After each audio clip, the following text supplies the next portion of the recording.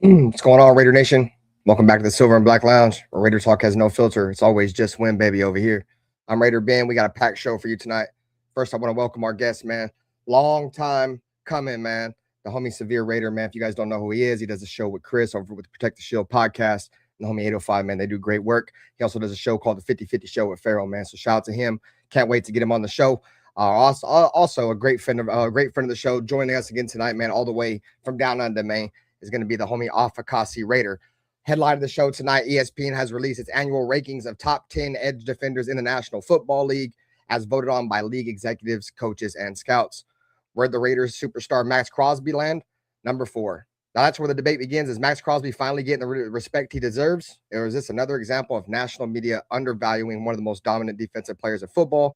We'll break down the entire top 10 list, discuss whether Maxx Crosby should be ranked even higher, and hear what our panel and all of you in the chat like to say. We'll talk about the latest Raiders news, training camp storylines, position battles, all that good stuff, man, with the priority being Maxx Crosby.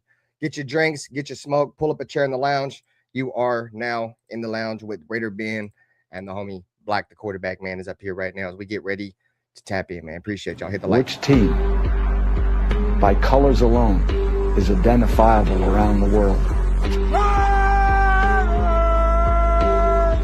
The autumn wind is a Raider. Which team, by slogan, commitment to excellence? Pillaging just for fun. Just win, baby. He'll knock you round, All those things then upside down, are the Raiders. and laugh when he's conquered and won. When you have great coaches, then after you have great coaches, you get great players. You have a great organization, and you tell them one thing: just win.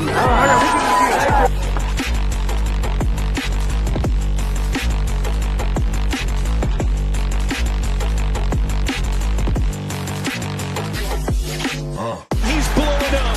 Raiders!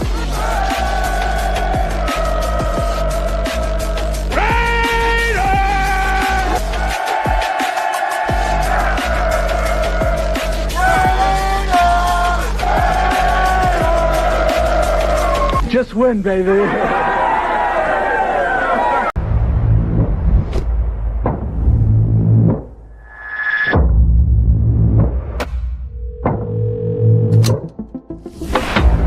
greatest offseason for a single team in NFL history. Raiders not only have the number 1 overall pick, they have a pick in every single round of the draft. Welcome to the dark side, my friend. Let's go, baby. Raiders select Ashton Jenkins. Bowers made the catch! Reach the 5! Touchdown!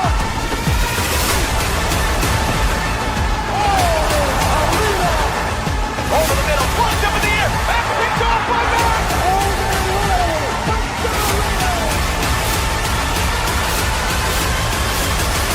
The greatness of the Raiders is in its future. What's going on, Raider Nation? What's going on, chat? Appreciate you guys taking some time out of your Saturday night to pull up to the lounge, man. We got a very special show for you guys tonight. I want to start off right off the rip by introducing some of our guests, man. We're going to start off with long overdue, man, the homie Severe Raider. Like I said in the introduction, he does do a show with Chris from Protect the Shield on 805. He also does a 50-50 show with the homie Pharaoh. They all do great work over there. I want to give a huge shout out to Severe. Severe, man, first and foremost, let the people who may not know who you are, where you from, how long you've been a fan, and why you're a fan of the Raiders. What's good, man? Can y'all hear me? Yeah, we hear you. For sure. I mean, that was a professional ass intro, man. I like that shit. Thanks, brother. But I'm working on it. I'm from LA, man. I've been a Raider fan, man, since I was like 5 or 6 years old. My cousin, my uncle Dre, rest in peace. He's the one that got me into being a Raider fan. He was a Raider fan. And my cousin, my other cousin, young little Dre, Andre as well. They were both Raider fans, man. So I kind of gravitated toward that. So I'm lucky, man, because it's a lot of Niner fans where I live at, a lot of Cowboy fans out here, man. So I could have been a Sith Lord, man. I went over to the dark side, to the other dark side. But fortunately, man, they got me over with a real team, man. I don't know whether to hug him or kick him, man, because it's been ups and downs, mostly downs recently, but I wouldn't have it any other way.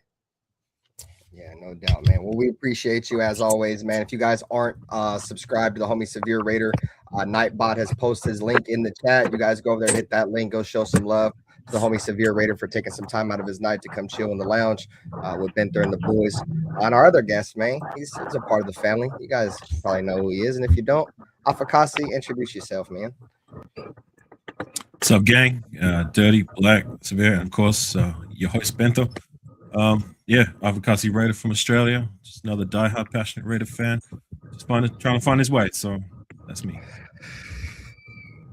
And once again, we also give a huge shout out to Afakasi because it's what are we talking? We talking about 12 p.m. the next day for you, Afakasi? Like at 12 p.m. Like 1:51? Yeah, it's no. Yeah, Benther was right. You're the only one who gets it right routinely, Benther. It's funny. Yeah, it's midday Sunday, so yeah. Midday Sunday, man, for Afakasi, bro. So he's in the future. You feel me? Exactly. Shout You out were to close, my man. Okay, so it's going on 12. So it's like it's 11:52 or is it 12:52? Yeah, 11:52. 11:52. So I'm okay. 15 hours in front of you guys. Okay. And then directly opposite if you're on the East Coast. But anyways, continue. Yeah. So give a huge shout, man, to the chat. I do appreciate you guys coming and hanging out with us as well. You guys, we're nothing without you guys coming and hanging out with us and listen to us banter back and forth amongst each other. You guys could do us a huge favor, man. Hit the like button regardless of what channel you're watching this on. It really means a lot. That's the best way to help these channels grow. Also, if you have the hype button available, if you're watching this post stream, there's a new feature called Hype Up. You hype up these streams, man. It really helps us. Like I said, we don't ask for much over here. We ask for a simple like. And if you enjoy the content, hit the subscribe button, regardless of what channel you're watching on. So as we get into that, man, give a shout out to the chat. We got Bruce Willis in the chat. We got Doppelganger in the chat. We got Raider Paul. Appreciate all you guys coming and hanging out with us tonight, bro. We really do. Says you guys work your way in. Just hit the like button, man. Frank Weber, Bueno. Appreciate you guys, man. So the topic of tonight's show is one of the hottest topics around Raider Nation's content creation world right now, and that is the latest report on the top defensive ends ranked by NFL scouts, coaches, and executives. They have ranked Maxx Crosby number 4. We're just going to run through the top 10 real quick, and then we'll get into our debates and our talking points on the said subject. So the number 1 ranked pass rusher in the National Football League is Myles Garrett, according to this article. This is all according to an article. What up, 805 Raider? What's up, brother? The number 2 ranked pass rusher in this article is Micah Parsons. Number 3, we got Will Anderson, right? Then we got number 4. There's our boy right there, Maxx Crosby, number 4. All right, so he's got 3 dudes in front of him. So then after him, you got Aiden Hutchinson. You got Danielle Hunter, you got TJ Watt, Nick Bosa, Brian Burns, and Nick Bonito. So that's going to round out your top 10 NFL edge rushers, according to this ESPN article right here. Maxx Crosby being ranked at number 4. I'm going to ask you guys in the chat. You guys see the poll up in the chat. Do you guys believe Maxx Crosby is a top 5 pass rusher, top 4 pass rusher in the league? Please take your time and participate in the poll. I'd really appreciate it. But let me ask you guys. Let's start with Severe, man, the guest of the show tonight, man. What's your thoughts on Maxx Crosby being ranked number 4? Do you think he's too high? Do you think he's too low? Or do you think he's right where he should be? What up, Jeff? What up, we the people? What's good? Yeah, man. So I'm gonna give people a disclaimer. Anybody that's headed over to my channel to sub, don't come over there for handhold, bro. I keep it real, raw and uncut. And be honest with you, he's not top 5 right now, bro. He'd be like 6 or 7 in my opinion. I think he's ranked too high. I think some of this is just off. Maxx is beloved, man. I will say this. Maxx, he does a good job of branding himself. He connects with a lot of the players around the league. He's there for the pass rushing summit. So I think execs and head coaches and people that work in NFL front offices, they see that. They see the kind of respect he gets from other players, and they interpolate that to mean, he's one of the best players. He is one of the best, edge rushers in the league, but I don't believe he's top 5. Okay. Yeah. See, I have the same kind of mindset with you. Is As I do think Maxx Crosby is a good player. I borderline great player, bro. But I think, like you said, bro, I think he's beloved within our fan base, and some fans may think he's ranked higher than what he should be ranked. You know, I hate to always boil down numbers and statistics, bro. But if we go over and we look at Maxx Crosby's numbers compared to some of the guys that he's in front of, you know, I wouldn't take Max over them. So I agree. Well, Alpha Kasi, what's your thoughts? Bro? Alpha, is he ranked too high, too low, or might be just in that sweet spot at number 4? If healthy, and in terms of the numbers, I guess, and the cultural significance and what he's been able to do with being literally on the worst team in the league until proven otherwise, I mean, he's in that sweet spot, to my personal opinion. With that said, like, I don't watch enough of the other guys, admittedly, to really have too much of an opinion other than like a quick Google search. I will say, however, if he doesn't bounce back to form and it trends downwards because of injury and because of age, then it's only going to go down from here. I'm hoping he's healthy. And what's up, Nate? He's healthy, and we see a motivated Maxx Crosby, which will equal to a productive one at his best. But I guess it's more hopeful with me, but we'll see. But that's just how I feel.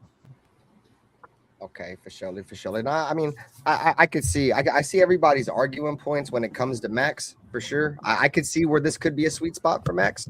I kind of tend to think things like this, and they're like similar to the Pro Bowl, bro. A lot of this stuff to me is like popularity contest, and I think he's extremely popular around the league. But I'll rest my case until later.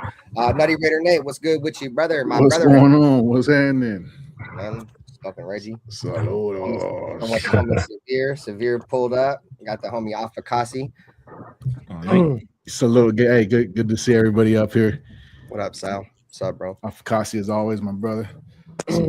Severe been a long time coming, bro. Man, facts, man. I was at this fight. That's why I don't got my normal setup. I was at this fight party, man. I was trying to make it back to the crib. I wasn't gonna make it. I was like, man, fuck it. I'm gonna just pull over, man, again and hop on. Yeah. Hey, did you see the fight, bro? That shit. No, I didn't see it, bro. I didn't see it. I watched it. I didn't see it. Damn, my man left the fight and was like, I'm not gonna make it home, so I'm about to just chill on the side of the road and do the show, man, in the lounge, bro. That's dedicated. I appreciate that, bro. Hey, man, for sure, man. Hey, man, you invite me to your platform, bro. Hey, you know, I'm a man of my word. I'm gonna show up. And you wanted the originals, man. You know, you're a pioneer in this shit.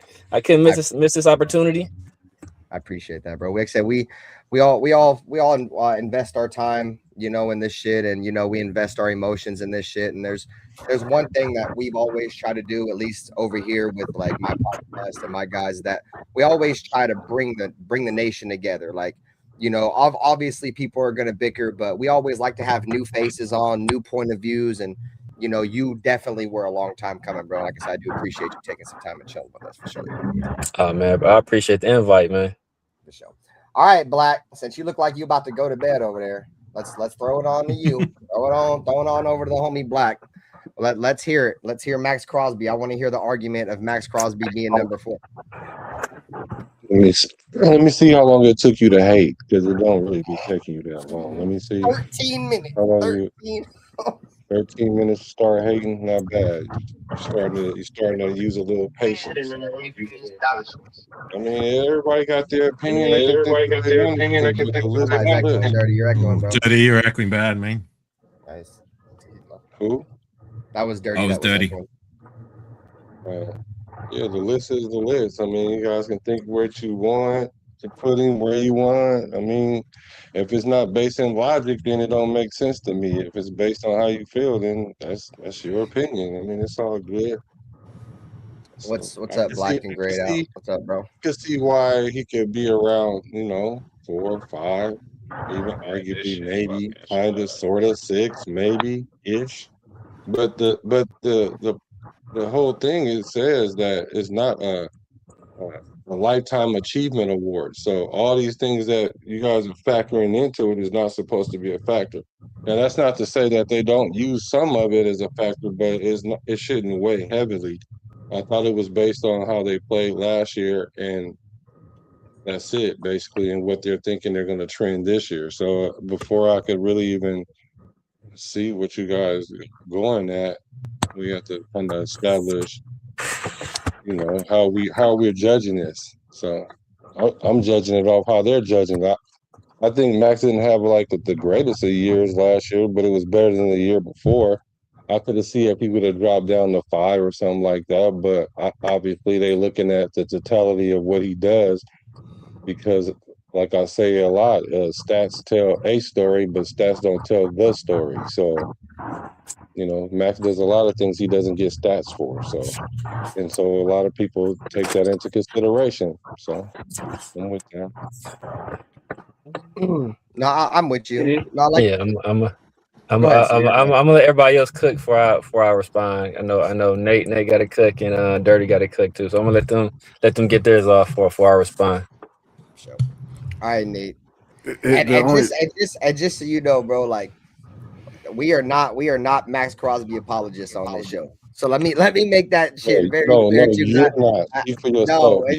I know me and Nate, bro. We trend heavy on we ain't fucking with Maxx Crosby and his shenanigans. You know what I'm saying? So that's what I should have said. I shouldn't have said all of us. I think my bad. Let me I lean to the middle, but I see what you're saying. For sure. All right, Nate, go ahead, bro. The only stat that matters is I want to hear that shit. The wins and losses, and we've been losing more than winning. So since he's been the face of the franchise, and that's my argument. But number four overall, it's I guess as an edge, that's kind of where you have him anyway. It's not like real big news for me, but as far as production and getting wins, it's something else. So that's where I'm at with it. So until he starts winning, I'm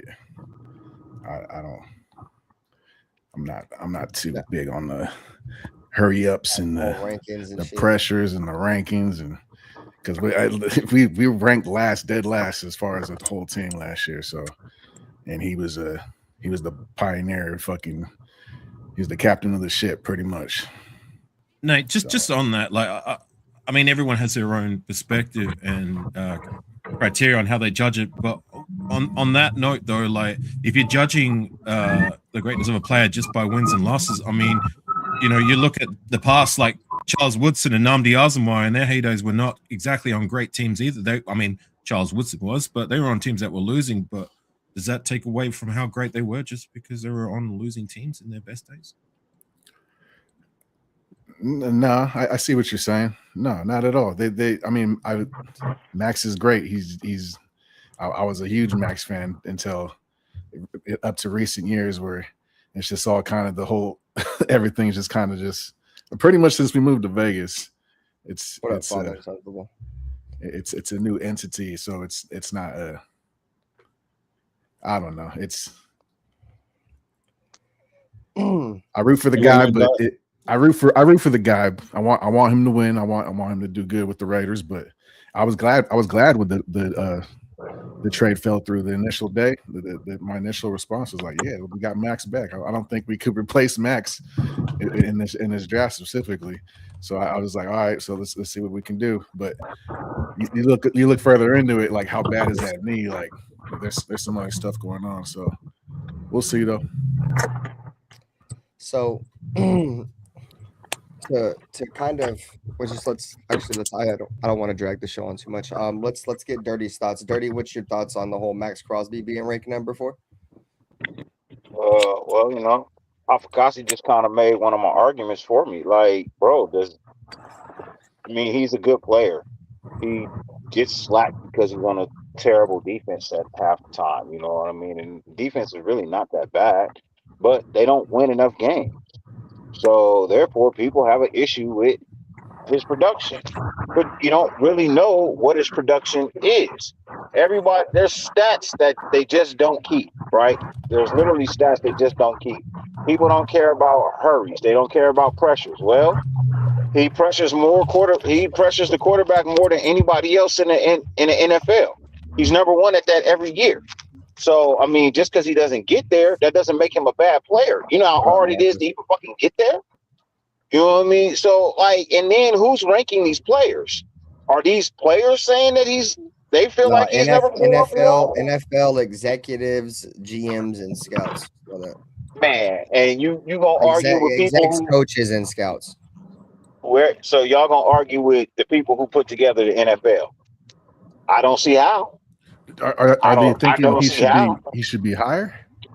No, I think he's right where he's supposed to be, number 4. I believe he's number 4. He's second team All Pro, right? He's second team All Pro. So they only give out 4 positions. You know what I mean? They only give out 4 spots for that position. The first two go on the first team, second 2 go on the second team. That's how it goes. So he's number 4. He finished the season at number 4. So if the NFL executives and coaches and everybody that run the NFL feel like he's number 4, who the fuck am I to argue with that? I would be mad if they had him at like 12 or some shit. But we getting mad because they giving him credit? Come on, man. We can't do that. We can't keep doing that, man. We can't keep doing that. That's not okay, brother. So my argument is that, like I said earlier, I feel like it's more of a popularity contest, bro. Because Maxx Crosby, in all honesty, hasn't really done anything for the Raiders over the last couple of years. You just look at his stats. I mean, his sacks alone. You know what I'm saying? I know that doesn't determine everything, right? He went from having 12.5 sacks in 2022 to 14.5 sacks in 2023, and it's pretty much been a steady decline. I mean, he barely got to 10 sacks last year, and a lot of those sacks, dude, were garbage time sacks, bro. You know what I'm saying? And to me, Maxx Crosby doesn't make enough game-winning plays, bro. When we need Maxx Crosby to make a play, it just doesn't happen, bro. And when I look at some of these other guys on the list that are behind him, you know, like Aiden Hutchinson, I look at TJ Watt, I look at Nick Bosa, I definitely feel like he should be ranked above at least a couple of those guys, bro. I feel like he should be lower than those guys. So how many garbage time sacks those guys had? Do you know? I don't watch other teams related. Garbage. I mean, I know Nick Bosa and TJ Watt both got something Maxx Crosby don't got, and that's Defensive Player of the Year awards. And we talk about, you know, the stats they don't keep. One of the stats they also don't keep is how many times did you lose contain? How many times did you not keep the edge and allow a player to get outside of you because you weren't holding your responsibility? You were freelancing on the play, hunting for tackles for loss, hunting for sacks, hunting for hurries, and you allowed a runner or a quarterback to get outside of you and potentially get a big game. That's a stat they don't keep. Perfect example of that play that when he was yelling at Devin White. That was Max's responsibility to keep contained there. He's yelling at Devin White for not cleaning up his mess. Like, bro, don't yell at me because you didn't do your job. You expected me to have your back there. I mean, obviously you want your linebacker to have your back, but you're supposed to do your job, bro. Don't leave me hanging out to dry and then yell at me because I didn't clean up your mess. And then, you know, to Dirty's point, Maxx Crosby ain't been all pro for the past 2 years, I want to say. I want to say either 2022 or 2023 was the last time he was on the all-pro team. So the last 2 years, and it's 6 edge rushers on first team or second team. So that would means Maxx is ranked 6th or 7th, rather, because that means there were 6 guys ahead of him. Because I know this last Crosby's year, never been an all-pro. Just he's been a second. He's been second team. He's been second team. Yeah, he's been second team. I don't think he's been first team. Anyways, sorry, my bad. Yeah. I don't think he's been first team. He's been second team. He's never been all pro. He's made second team, but not. He's made second. Yeah. So I mean, so he's made second team all pro. Was it 2022 or 2023? Afakasi? I believe it was 2023. 21 and 22. 21 and 22. Okay. No, yeah. sorry, So 21 and 23. Sorry, 21. And okay, 21 and 22. Okay. There you go. So yeah. So that means there are 3 edge rushers first team, 3 edge rushers second team. So that would put him 7th according to the all pro rankings. So that means that he's getting a better spot than what he should get, because according to what people did last season and the season before that, he was 7th. Hey, let me ask you something. I'm just asking this for clarity. So you second team all pro. You said there's 3 of each, right? Is that what you said? Yeah. First team is 3 and it's 3 second team, right? Yeah. How do you know if he's number 4 of that or number 7 of that, or do y'all just put him at 7? Like, I don't think that they rank him second team 2A, 2B, and 2C. I don't think they do that, do they? No, but look, I'm saying no. seventh Hold on. Do they do that though? Do they? Because when they put the second team, do that mean that? How do you know he's the seventh one? The sixth one out of that, or the fourth one out of that? How do we determine that? So me saying he is seventh is being the most gracious. That means he would be the next guy in line because there are 3 guys on the first team. So that means the NFL at least 3 edge rushers that deserve to be first team, and at least 3 edge rushers that deserve to be second team. Maxx wasn't any of those guys. So that means there are 6 players ahead of him. So me saying he's seventh is giving him the benefit of the doubt, is saying he would be the next person up if one of those guys weren't on that team. He could be 11th. He could be 10th. We don't know. But he wasn't top 6. Black, if you're talking, Black, if I can get in there, I'll answer your question. Black, if you're talking about those years specifically where he was second year All-Pro, that means he was ranked at least between 4 and 7. Right. 4 and 6, right. Between 4 and 6. And so if he doesn't, the years he was All-Pro. But the years he was All-Pro. But I'm talking about he ain't been All-Pro since 2023. So it means 2024 he wasn't, and 2025 he wasn't. So it means he's not top 6 in either one of those years. Yeah, he's talking about going over the last couple of years compared to his All-Pro years. Okay, I get it. I get it now. So if a player decides that he has an All-Pro year, right, and he becomes second team All-Pro, so now all of a sudden that makes him the number 4 pass rusher in the league now because he had an All-Pro year? He was number 4 for that year, at least. He was at least number 4, or if he's between 4 and 7 for that year, yeah. Right, but if he makes the actual first team All-Pro, he's between 1 and 3. Black. Yeah, if he makes first team All-Pro between 1 and 3. If it's second team All-Pro between 4 and 7, or 4 and 6. So if a player has a great year, and they were second team All-Pro, and Maxx don't make second team All-Pro. So now that player better than Maxx. He was better. He had a better statistical year that year, but does that make that player better than Maxx? He was better that year. Yes, he was better that year. But does that make the player better than Maxx? Depends on what he did. Like Will Anderson, 2 years ago, I wouldn't have said Will Anderson was better than Maxx Crosby. The last 2 years, yeah, he's been better than Maxx Crosby. Yeah, so it depends on what they do. It depends on what they do. You also got to take into consideration that a lot of these other players have players on their line that help them, right? Can you honestly say that Maxx Crosby actually gets the legitimate help that some of these other players that are ranking a little bit higher than him are getting? Is he getting the help that a Myles Garrett was getting? Not for lack of trying. These motherfuckers are just fucking. So let me counter with this. So let me counter with this. Who recruited Yannick Ngakoue to come to this team? Maxx. Who recruited Chandler Jones to come to this team? Maxx. Who recruited Christian Wilkins to come to this team? Maxx the GM now. I'm not saying he's GM, but these are the guys he asked to get on the team that was brought over to the team. These are the guys he wanted. Now look, when he got Yannick, what did his numbers look like when he got Yannick? When it was him and Yannick, how did he look? He got 10 sacks. He doubled his sack total when he got with Maxx. Yeah, was that 2022 or 2023? I don't remember what year that was. It was the year we made the playoffs. It was an All-Pro year, right? It was an All-Pro year, right? Like, that's my argument right there. Like, bro, come on. We all know that Yannick should have stayed here. We don't know why. You know what I mean? The Raiders didn't want to give him his money. You know what I mean? We don't have any control over that. But as I was saying, these other guys, they get help, right? Now you get Maxx some help. Maxx gives you production. Now without help, he's still giving you production. It just ain't to the level of what excites you. But to get anything from somebody, hey, look, if I can get half of what you could normally give, you know what I mean? I'm happy with that because you're giving me 100%, but you're only giving me half the results because you're doing it by yourself. Now you give me more when you got help. So like I don't get it. These guys who are ranking higher than him, they have people on their line to help.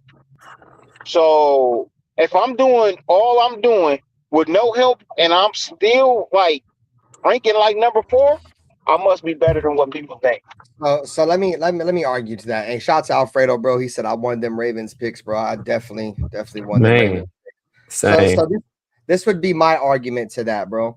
It's hard to surround Maxx Crosby with a whole bunch of great defensive linemen or great defensive talent when he demands $35 million for subpar play, bro. $35 million a year for subpar play. Bro. How am I supposed to pay anybody bullshit. else? How am I supposed to? The Raiders tried it with Myles Garrett is demanding 55. So what? And Adam Butler jumped on his back and hurt him, and then the kissing booth came out. Outside of that, bro, you know what I'm saying? They ain't had no money. They ain't spent no money on that defensive line because Myles Garrett is demanding $55 million a year. I ain't making no. He's getting help. The highest paid Raider of all time. He can go cry into a towel after the game's over. I don't care. He gets paid to go out there and dominate, and he don't do that enough. Dominate. So it's subpar play, although his numbers disagree with that. Even in the 2 years that y'all let me finish. Let me finish, please. Let me finish. It's like y'all. It's the funny thing that y'all like to put a microscope on the 2 years that he was that he didn't play all the season because he went to go get surgeries or whatever. Like he never supposed to get hurt ever. Okay, all right, whatever. But let's look at how he plays all around. We know that the last 2 years isn't the best of Maxx Crosby. Matter of fact, I would say that it's a mid Maxx Crosby. Like everybody in the league knows what he brings to the table. Does Will Anderson get the double teams that Maxx Crosby gets? No. Does he get the triple teams that he get? No. Do the Houston Texans got defense running at quarterbacks from all angles? Yes. Does Max have that? No. But then y'all want to go find these players and say, what, Ngakoue? What? Let's look at Kuntz. He getting Kuntz a bag. He got Kuntz.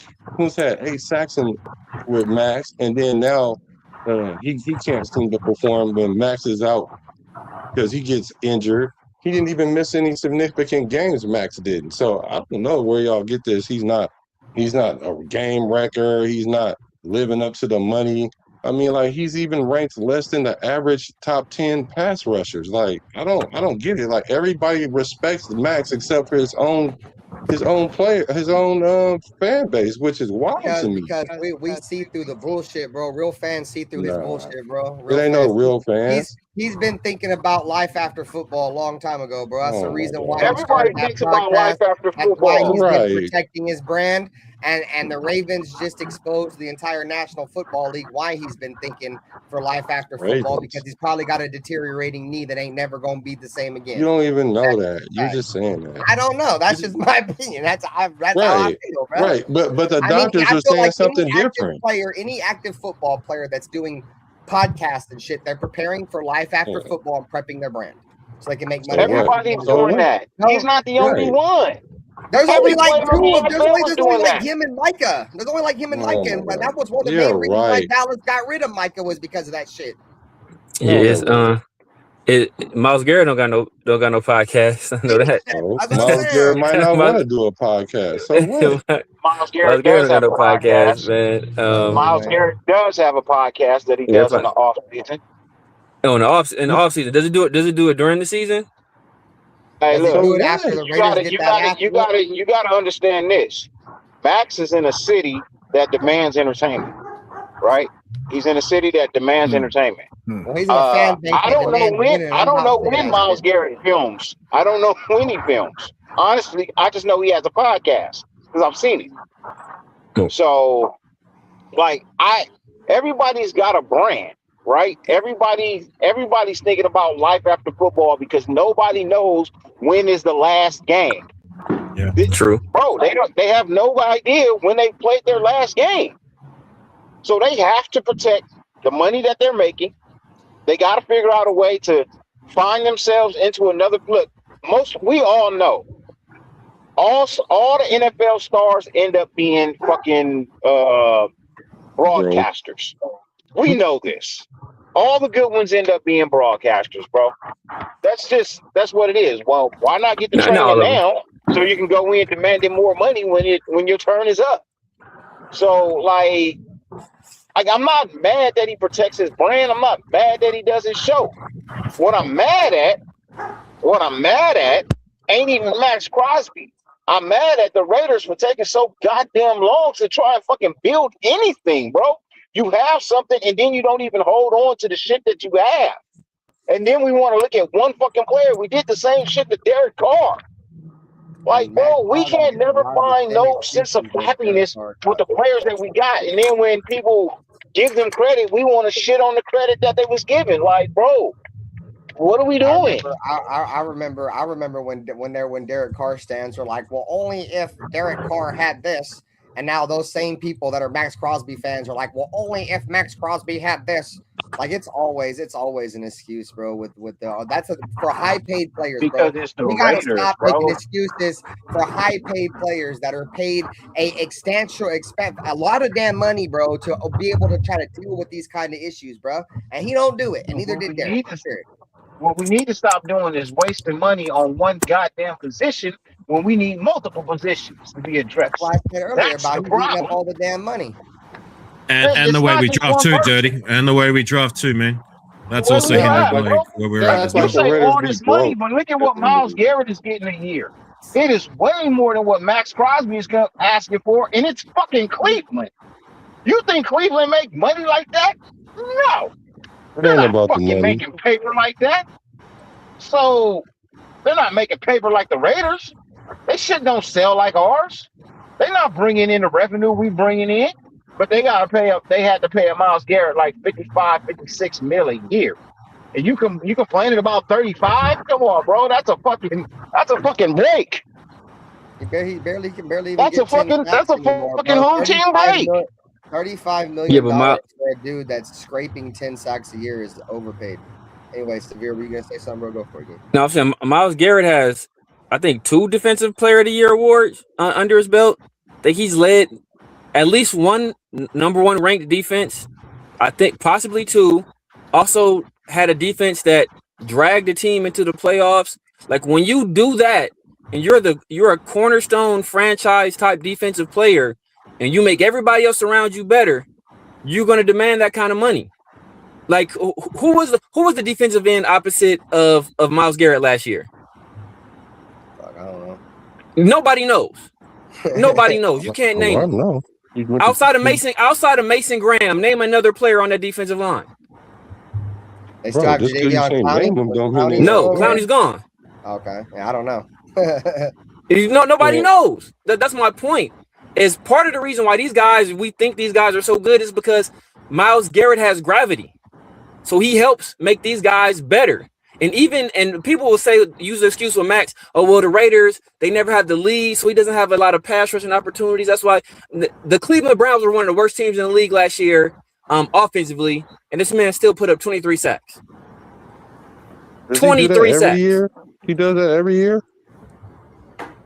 He did it last year. No, my question is, does he do it every year? Is the question. He does it better than Max. That's not my question. Stop changing my question. Nobody puts up 23 sacks a year, but he puts up in the teens every year, and he's in the Defensive Player of the Year candidacy every year. He's first team All-Pro basically every year. I get all that. So the answer is no. So he doesn't do that every year. So let's not act like that's the standard every year. Not only that, why are we taking the very best player out of? He's the outlier for one. So when you're trying to compare the rest of the field with the outlier, you can say that about any of the pass rushers. Then I mean, like we can talk. We're talking about how much why he gets paid that much. We can talk about all these players that make hella money. Maxx Crosby makes less than the minimum. I mean, less than the average of all the top 10 pass rushers. So, like, what about all the ones that's ahead of him? Let's compare them to Myles Garrett. They don't. You want to know why? Because he's an outlier. Now, let's start comparing maybe the Micah Parsons and then the Hutchinsons and then the Will Andersons. Yeah, if y'all want to compare Will Anderson, he's been in the league 3 years. Let's take Max's first 3 years. Are they comparable? Then y'all going to start talking about, well, because Max is always on the field. Like, I didn't know that it's a crime to be on the field all the time. Like, y'all, I mean, like, I don't get this. I don't get how you guys like to conflate your arguments by using the very best standard when it comes to Max, but then everybody else is better than Max, but you don't use that same measurement to those guys too. Why y'all don't do that? The conversation was literally centered around Myles Garrett making $55 million a year. That was literally what was said. No, it wasn't. What he was saying was, for the money that y'all complaining about, it pales in comparison to what the top player makes. So if you're gonna take I explained why he makes it. I said if you take the top 10 pass rushers, I mean, well, at least we can agree he's in the top 10, right? Can we do that? Yeah. Can we do that? Maybe. Depends on the day. Yeah, he's in the top. I said what did I say? I said he was sixth. Didn't I say he was sixth already? Like we've already established that. So the answer is yes, that we can agree he's in the top 10. And so if he's in the top 10 and if he's making less than the average, then what are y'all complaining about his money for? Part of the reason why Maxx isn't making as much as these other guys is because Maxx got paid early.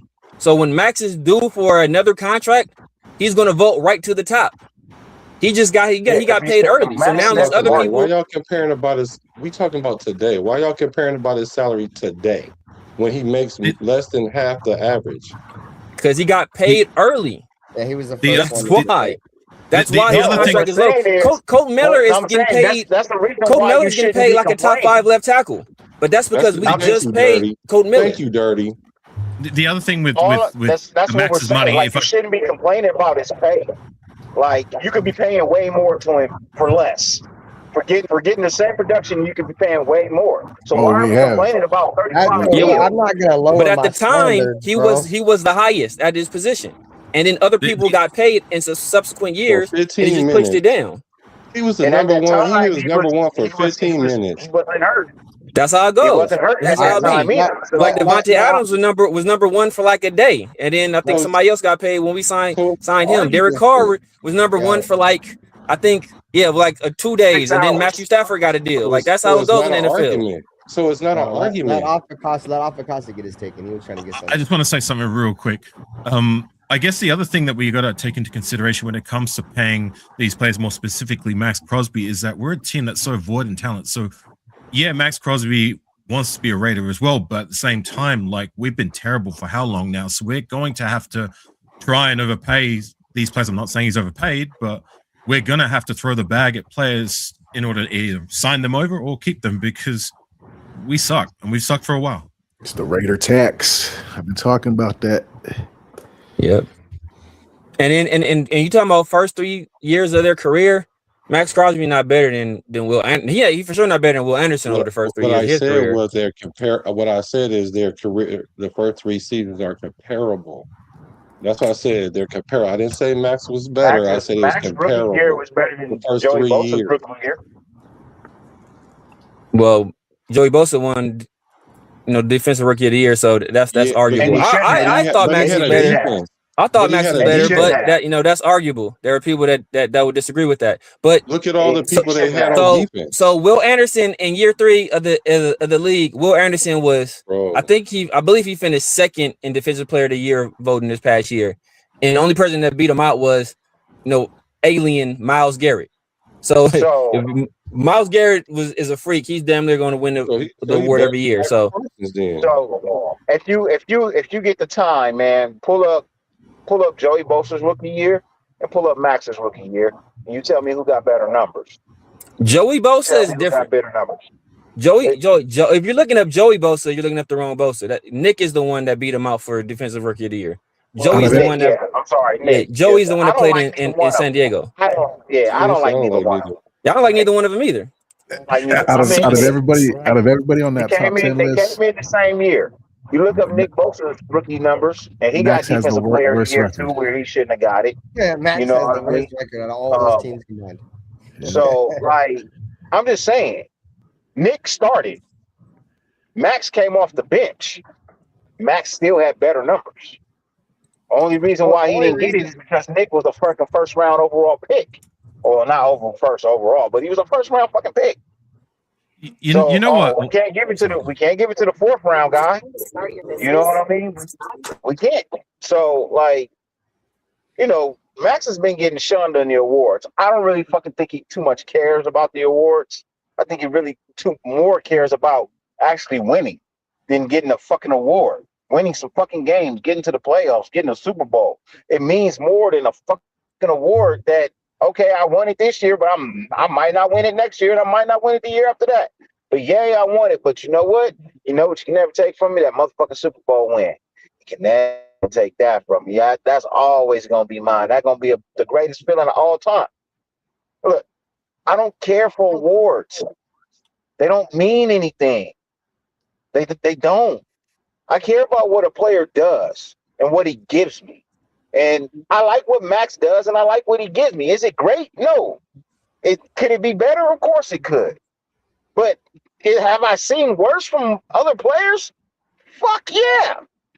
Yeah, all more day. specifically, the guys On we my drafted in own the first team. round, like Cleve Farrell and Tyree Wilson. We're talking about players third and fourth years. What the hell did those guys do? Not even close. I just feel like with that mindset, we're lowering our standards. So it's okay to pay him that much money because he's not a bum. Like, no, you're not lowering your standards when other people see the talent that you don't. You just, you know what I mean? Like, that's all it is. Other people see the talent. Like, They it's see okay to pay don't. him $35 million because he's not as bad as Tyree Wilson. No, that's still not okay. No, that's not what I'm saying. That's not what I I'm know saying. that's not what you're saying, Afakasi, but in terms of like, he's trying to be like, okay, well, we've had all these other guys. I was just throwing it out there that isn't it sad? Like, we're talking about third and fourth year guys and the numbers that they're putting up. And I'm just thinking about like the guys we drafted in the first round, specifically at the same position as Max, and kind of why I appreciate Max, because he's not a bum. A guy we got in the fourth round and is at least in the conversation. The guys that you draft in the first round, they're supposed to be the guys in the conversation come year 3, year 4. And what do? They're off our goddamn rosters come year 3, year 4. Ridiculous. Anyways, just wanted to throw that out there. Yeah, you already know we're creeping up on Max's third contract, so I'm definitely being picky about production and. Well, I'll be picky when that third contract comes up. As it stands right now, what he's getting paid, I'm fine with. I don't give a shit. He's not guaranteed money next year, I believe. Yes, I'm not even here to count a man's pockets. I don't care. I care about what you do on the field. You know what I mean? The production you give me and the heart and soul that you give me. You go out there, you give me everything you got, and he do. You can't say he don't. I don't think anybody can say. There's nobody that can say Maxx Crosby does not give the Raiders everything he fucking has, bro. There's not a single person on this planet that can say that. And if they are, they're fucking lying. They're lying. I'm not going to argue that. I think what makes Maxx Crosby so good is also the detriment of Maxx Crosby, and that's his motor. I mean, sometimes it works for him. He's able to get to the quarterback, bro. Sometimes he just completely runs himself out of plays, like Severe was saying. That's earlier, what he got to work on. He loses contain, bro. You can't teach an old dog new tricks, bro. He's been in the league for like 9 seasons. He ain't about to learn that, bro. He just don't got. And another reason why Max can't hold the edge, bro. He's in the NFL, so he's strong. In the grand scheme of defensive ends. Hold on. Since he's in the grand scheme of defensive ends, he's weak. You know what I'm saying? So he's weak. He's weak in the run stop. Is that what you're telling me? Since he can't hold the edge, when his motor's going, he loses contain. Yeah, come on, bro. Y'all, everybody knows Max is one of the best DNs in the runs game. So why would you even say that? Because he sells out for the run, bro. He sells out for the run. He's not playing the quarterback. Even Greg Townsend, bro, the all-time sack leader, said that Maxx Crosby takes the easy way out to get past. I don't care, bro. Who cares what he says? Yeah, see, well, you don't respect. Don't nobody even pay no attention to him. Don't nobody pay no attention to him because he a hater too. He mad because nobody will listen to him. He ain't obligated to listen to him. All-time sack leader. He's not obligated to listen to him. Easy way out if it gets results. I give a fuck if he takes the easy way and it gets results. If you consider I'm supposed to punish him for that? Oh, you got the sack, but it was easy. And pressures and 0 game-changing plays. I mean, yeah, I guess. You can't say 0 changing game-changing plays. Well, name he wrecked games where he's wrecked the game outside of the game. Oh my God! What does wreck the game mean to you? What does wreck the game mean against Chicago, dude? He's never. What does wreck the game mean to you? That is not true. He wrecked Cincinnati game. Let's go back and watch Khalil Mack 2016 versus Carolina Panthers, bro. That's what I mean. Yeah, that's a game. Okay, so what? So what? Max had a better defense than Khalil. So what are you talking about? So let's go back and watch the Cincinnati game where Maxx Crosby wrecked that fucking game. Yeah, man, I just played a video just a few minutes ago where he wrecked the game. He wrecked the Tennessee Titan game. I don't even know what you're talking about. So I was live. I was live at his break of the game. Last year's Titan game. Yeah, the one that Devin White, every play that Devin White made was because Maxx Crosby was a force multiplier on that play. So y'all need to go look at the play. Not just the end result. Go look at what Maxx was doing. Maxx literally got hit by 4 people in that play that Devin White got the interception. He got triple team really, and he got blocked by a wide receiver, which allowed the other 2 players to get in. That's how 4 players beat 5 players. And y'all don't see that because there's no stat for that what he did. And then just like the fumble that he caused, you want to know why the fumble happened? Because the guys were blocking Maxx and Devin White went unblocked right up the middle. Y'all think Devin White just got around all the linemen? He went unblocked. You want to know why? Because they was maxing out on Maxx, but there's no stat for that. I just want to throw out there, we were talking about Maxx hasn't had any game-wrecking games. I mean, me and Nate as well, if I'm not mistaken, we were both live at his breakout game his rookie year. What did he get? 3-4 sacks? He wrecked the game on that. I mentioned that game. Yeah, outside of that. Our last home and win in Oakland. Number 1 overall pick as well. Was it? So. I was there. Yeah, me and Nate were there. I didn't know Nate at the time, but we were both there at that game live. That was the last time they'd ever win in Oakland. He wrecked the Bears game, but you know why we lost that game? Because we can't score over 14 points every week. Like I don't understand, man. I don't understand. Like y'all expect Maxx to. Y'all expect what? I gave him credit for the Bears game. I gave him credit for the Bears game and the Bengals game. Those 2 games I gave him credit. And he wrecked the Titans game. The Titans, bro, a team that had the number 1 overall draft. Oh, here we go. You didn't say that he only wrecked games of the Alabama to Berkeley, teams. dude. I'm not making that. No, it's not. No, it's not. They're an NFL team. So what do you? So that don't count now. So now we put stipulations on the teams that he do it on now. Even though the Raiders won 3 games out of year. 17, Black. That's and the Raiders won 3 games last year. So what? They won. So let me ask you. So let me ask you this, Black. You brought up the Bears game, right? And that's Maxx. Maxx had a really great game that game. He might have been one of the better games of his career outside of that multiple sack game he had as rookie. With time expiring, with the game almost over, did the Raiders have a lead in that game? Right. The Raiders had a lead in that game, right? Raiders had a lead in that game. Did they not? I said 3 times. It's the last 2 minutes. So that's what we talking about, right? So at that point, him and the defense, he had an opportunity to close the game out. Did he not? Yeah, he did. Did he close the game out? No. I think, didn't we get the ball? Hold on. But let me tell you why, though. Let's use context, though. You want to know why? Let's look at the time of possession that the defense is on the field. How about when the Raiders, when Maxx and them got turnovers, we turn it over on the next play right back, or the next 2 plays, and we did that multiple times. And so you guys expect, if you know football, and I'm not saying none of y'all don't, but if you know football, that you can wait out a defense because you can tire them out, and they won't have the energy in the last 2 minutes. Why do you think so many teams get 2-minute drives done on them? Because they wore out the defense. Like, that's a strategy. Like, the reason why is because the defense is on the field and the offense is not playing complimentary football. But for some reason, y'all want to put that on Maxx because the offense is not playing complimentary football. And if y'all want to sit here and say we play complimentary football outside of the first game, then I don't want to have this conversation no more, because y'all not being real with the context. Can I just get in there for a second? Just sorry, Severe. That game specifically, the Browns game. Maybe memory serves me incorrectly, but didn't we have the ball back, and on the last play of the game we had a field goal to kick and we missed it, and that's why we lost? Am I mistaken? We lost, but we didn't stop him. We didn't stop him the drive before that. That's what he's saying. He was saying they took the lead before that drive. Right. But the thing is, the defense is exhausted. That's why our defense was really a middle tier defense. 23 was middle tier, like 15. 24 was middle tier, which was 15. And 25 was trending the same way, but we could never score points. We could never score points. We always said the defense was on the field 2/3 of the time, and the offense was on the field 1/3 of the time. And so then once the middle of the season happened, when that became our trend, then the defense started going down, because you cannot keep that up all year round if you're not playing complimentary football to any degree.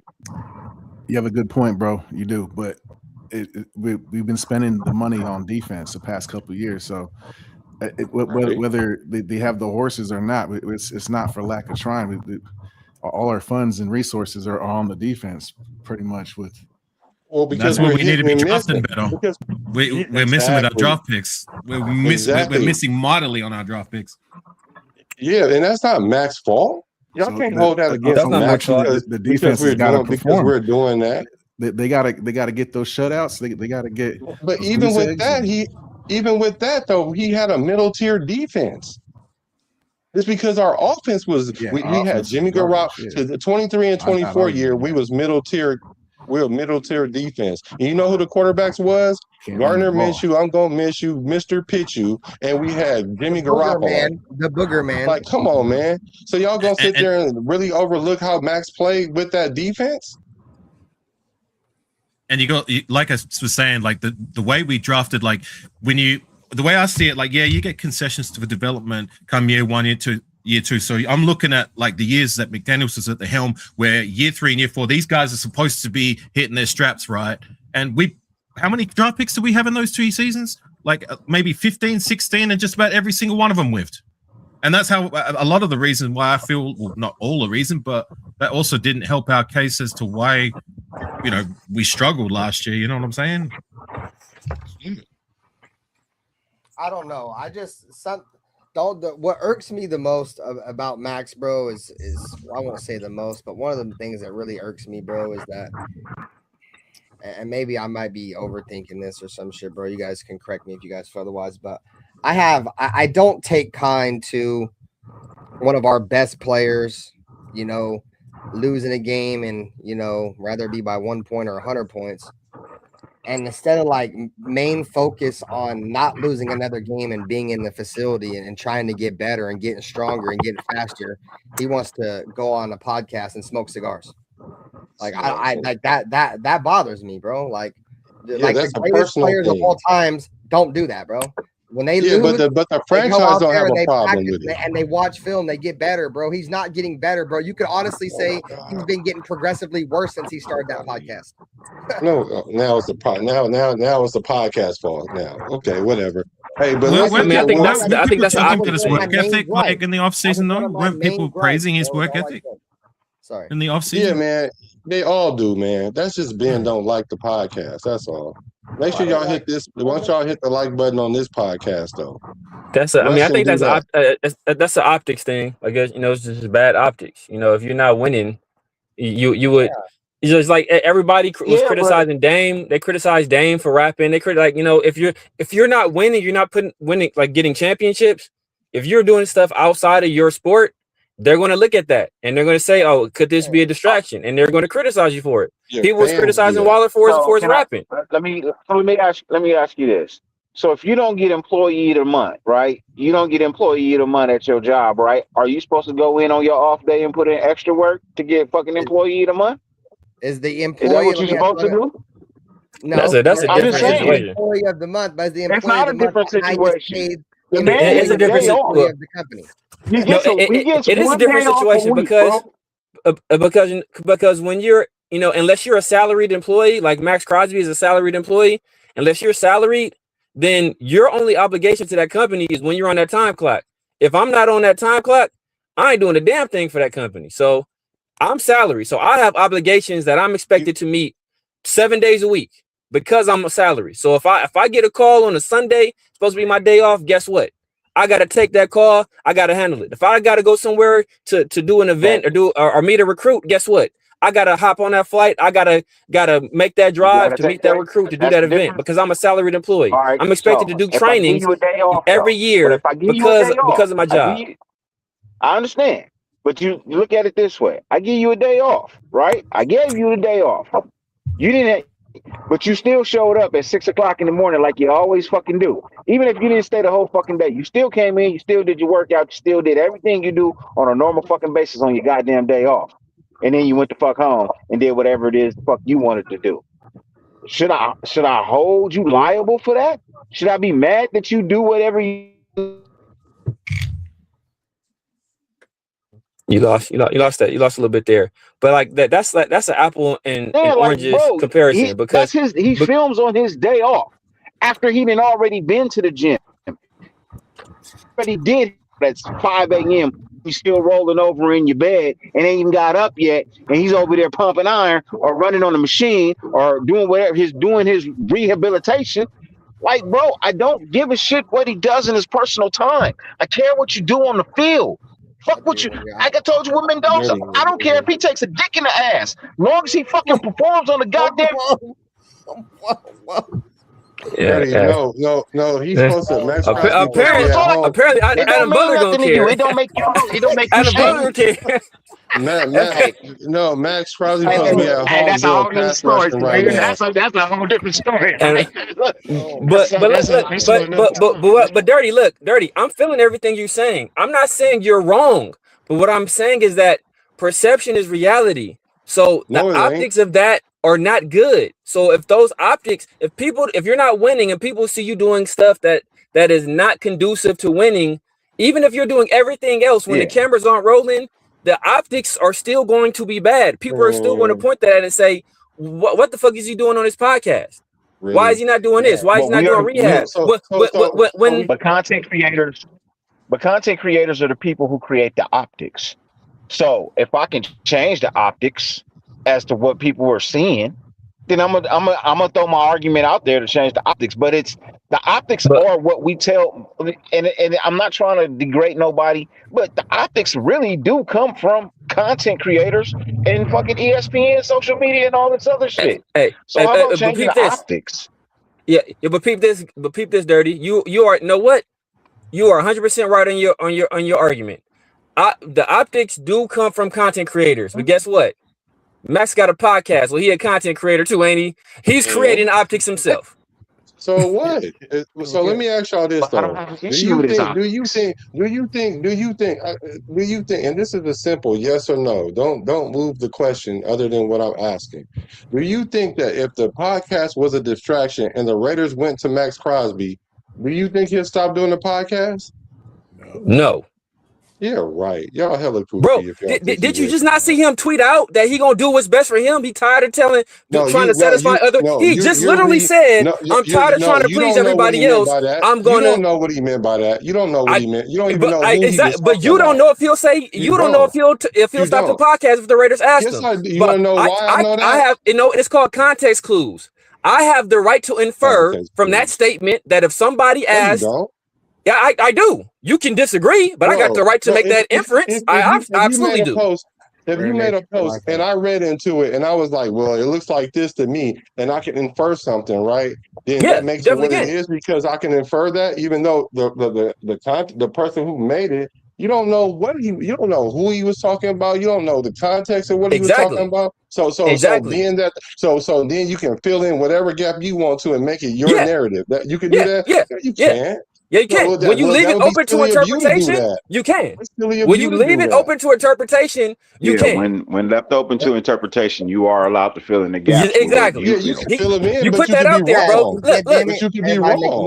Yo, look. Hey, look. You can be wrong. You can't be wrong. Look, peep this. You can do it, but you can be wrong. Matter of fact, most of the times you're going to be wrong because you don't know the context. You could be wrong, but guess what? When you leave it open to interpretation, that's your fault. That's his fault. Let's say we all in a room and I'm on and I got a Bluetooth in, but y'all don't know. But I got a hoodie on, so y'all don't know I got a Bluetooth in. And I say, man, I'll slap you right now. I'm dead in your face. I say, I'll slap you right now. You're gonna probably sock me, not knowing I got a Bluetooth on, talking to somebody else on the phone. But that's my fault because the perception is that I'm saying that to you. Okay, right? Then if I slap you, then that's okay. No, you were wrong. But I left it open to interpretation. Yeah, and since I interpreted it that way and I slapped you, then I'll be okay because I can interpret it that way, right? It was my fault to make it clear who I was talking to. So yes, I could slap you because I yeah, interpret that you was talking to me. Yeah. Just like if Right, somebody said that to me, I'm gonna slap the shit out of them. If I'm wrong afterwards, I'm like, oh damn, my bad. But if you leave it open to interpretation, that's your fault. Well, no, because you jumped to a conclusion. If somebody said I'll knock you the hell out and I sock you, that's your fault for saying it. My first question is who are you talking to? That's a novel idea, huh? Look, I'm from South Central, bro. We don't got that kind of time, bro. You gonna be emotional and jump to a conclusion? We don't got that kind of time. Yeah, what you mean we ain't got that much? What kind of time? Like, look, you better tee off first, bro. You better tee off first. Where I'm from. Well, I'm from. That don't make sense then, because if you don't get to a conclusion because you want to feel in your emotion that you were talking to without clarifying it, that sounds real emotional to me. Maybe so. But what I know is if somebody insult me in my face, I'm teeing off. Wasn't insulting you. You thought that. But exactly. But that's the point. The perception is the reality. That's the thank you, Black. Thank you. The perception is the reality. Okay. Yes. So perception is reality. And the perception from the league is Maxx Crosby is top 4. So why y'all doubting it? The perception is the reality. Yeah, but the perception for those people. But the perception from the people that did All Pro was that he was at least 7th. No, we ain't talking about All Pro. We talking about this list. We talking about that's what we are talking about. We talking about this list. This list. We're talking about everything. The perception is he was 4th. Matter of fact, he was tied with 3rd, and the only reason why Will Anderson got the 3rd nod was he's got more first place votes. Top 5 votes. So really, they're right there. So it's really arguable.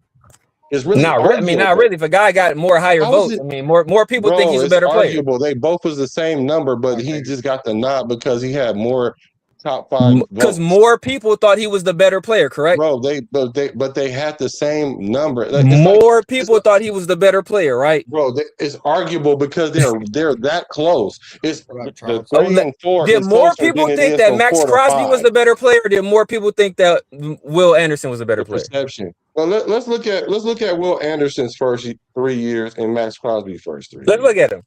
I think Will Anderson, I think he had 12 sacks last year, so he probably got like 30, 31 sacks. So I think he ain't been double digits every year. I don't think he was double digits his rookie year. I'm gonna say Will Anderson stats first and Maxx Crosby second. Games played 46 by Will, 49 by Max. Sacks 30 by Will. And you just said he had 12 last year, so he just got them. But whatever, I shouldn't be putting that part in there. But he had 30. And talk about their rookie years, right? Their first 3 years. Did Max have 12 at any point in his first 3 years? Bro, okay. Look, he had 30 sacks, and Max had 25 sacks. Total tackles, Will Anderson had 117, Max had 142. Tackles for loss, 46 to 41. QB hits, 68 to 60. Forced fumbles 4 to 5, pass deflection 6 to 12. So I don't. It doesn't matter how y'all want to slice that. Those numbers are comparable with each other. So to sit here and act like that, this Will Anderson guy is light years ahead of Max is not sustainable because not only I think a lot. I say light years ahead of him. I said he's clearly better than him. You're right, but it's not clearly better than him because the numbers are. And not only that, Max get way more double teams than Will Anderson. Sorry, and Will Anderson got way more supporting cast on that. I mean, at this point in their careers, bro, Will Anderson has more of a chance of a longer, more talent, stat producing because career he's younger. Max, because Max is older. He's a better player. Well, he's on a better defense. Max is likely, and I hope I'm wrong because I'm with you, Black. I appreciate Max, but the likelihood of Max being on the downturn at this point, as much as I hate to say it, is probably more likely than him being able to trend upwards, unlike the other guys who are a lot younger and they're not even in their prime yet, right? But we can't assume that they're gonna reach a level. I know. That's why I said the likelihood. That's what I said. But let's say this though. Let's say Will Anderson, God forbid, got injured and don't even miss significant games, but miss like 4 games at the end of the year because he want to get the surgery or whatever, right? And his numbers drop. And then the following year after that, he tweaks an ankle or whatever, and he missed 3 games or 2 games, not significant games, but missed 2 or 3 games, and then his numbers drop again. Y'all gonna sit here and tell me, well, Will Anderson then fell off. That's what y'all gonna tell me? You said if he does what? If Will Anderson, this coming season, if he was to get injured, but at the end of the year, he missed 4 games, not significant games, because for whatever the reasons, the Texans is not in the playoffs. They shut him down. He missed 4 games. His stats are lower because of that, right? So they shut him down. And then the year after that, he has an ankle injury or something like that. He missed 2 or 3 games. And they're not significant games, but he missed 2 or 3 games, right? And his stats go lower. Y'all going to tell me he trending down now because he had 2 years of injuries when we know that he really have an upside higher than what he's been playing? No. Yeah, but it's also part of it is age as well. I mean, Will Anderson is younger than Max, so you know Max is 30 or approaching 30. He's also been injured. He's turned 28, man. He's not even past his prime yet. In terms of life, I agree with you there, Black. But he's been in the league for how many seasons? 1, 2, 3, 4, 5, 6, 7. So that is. He's turning 29 this year for sure. So I know that for sure. So 7 seasons is old now. It's a long time in terms of NFL life. But he's had like 12 surgeries, bro. No, he had 8 surgeries, 3 major ones, and the other one small little surgery. He had 3. What are you talking about? Do you even know how much the average player have surgeries? Just because they don't tell you guys every surgery that they have. Yeah. And the reason why I know that, because I did workers' comp for NFL players, and they get little minor injuries that they get surgeries on. So the main 3 surgeries that he had was on his meniscus, his ankle, and his hand. All the other little 5 of them was small little procedures. Yeah, but you can call them surgeries, though. I mean, going to the dentist is a surgery too, though, technically. So what, we gonna count that too? Like, damn. I mean, I'm sure he's had dental work. We're not counting that. Did they cut open Max's body and either insert or remove something? How many significant games did he miss? Yes. If I can just get in there for a second, you're talking about his meniscus injury specifically. Just from personal experience, take this for what you will. I used to run daily. I used to be fit as fuck when it comes to cardio until I tore both of mine back in 2019. I was never able to run the way I used to again. In fact, I almost stopped running altogether, period. So I just wanted to throw that out. Yeah, try the bike. I messed up my knees a couple times too. Yeah, I do other stuff. It's just in relation to the meniscus injury. I know how debilitating that can be for the long term. And hasn't he had? Yeah. I could be wrong. Hasn't he had multiple surgeries on the same knee? On the yes, he has multiple. I think he has on the same knee. So they went in there. So Avocasi, but Black, you're an athlete too.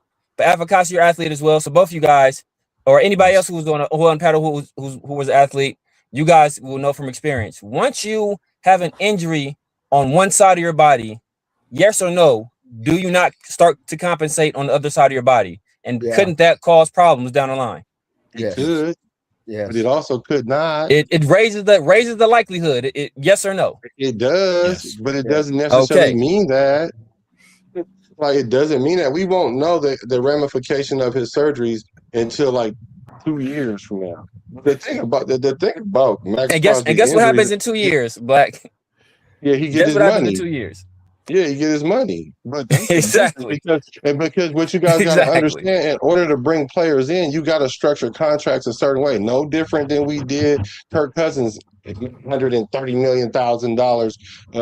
We know that's not a real deal, but they fix numbers so that way they can get players onto the team. But I don't understand it. Like, I just don't get it, because Maxx Crosby really is not at his. Did y'all see him at the summit? You saw him at the summit, right? You seen the video? And Jared Burks, right? Yeah, doing the drills, whatever. So what do you think about that? Doing too much. I mean, that if his doctor cleared him for that, then I'm good with it. But I think he at this point he shouldn't be doing that stuff. He should be focused 100% on his rehab and his podcast, and obviously his rap career. Y'all crazy because one moment y'all say that he's supposed to be practicing his craft, and then when he go, but then when he go where all the top pass rushers are and they do drills and everything, he shouldn't be doing that. Like y'all wasn't practice. He coming off of surgery, bro. I don't know. Imagine him fucking ripping the shit live on the He's coming off of surgery. I don't know. I'm good with that, but like. It's easy to get a non-contact injury in those situations. He shouldn't even be walking now. Then he should just sit down all the time until. I've never heard of nobody in there, that's not a senior citizen tearing a meniscus walking. But I guess it could happen. But what I'm saying is that he wasn't fit enough to pass a physical not that long ago. So I would rather him be focusing on rehab. If the doctor cleared him for those activities, I got no problem with it. If the doctor cleared him, said it's okay, then I got no problem. So he couldn't run around on the field, but he did a podcast. But y'all got a problem with him doing a podcast when he can't practice, right? Y'all had a problem. With rehab. Bro, you be spinning shit so much. Crazy. Ain't nobody spinning it because that's what y'all be saying. Y'all be saying that. Oh, I have a problem with him doing a podcast. He should be practicing. I didn't say that, bro. I didn't say that. I didn't say I have a problem with it. I just said the optics are bad. Yeah, the optics may be bad, but that's only to the fans. The fans don't dictate nothing. Oh, goddamn. Well, goddamn, Black. Only to the fans. Don't dictate nothing. They're only bad to the fans. Yeah, because smoking weed is only illegal to the police. Like, no, it's not. No, it's not. But if the Raiders had a problem with it, they would tell him, don't do the podcast. We don't know if they have it. They traded his ass.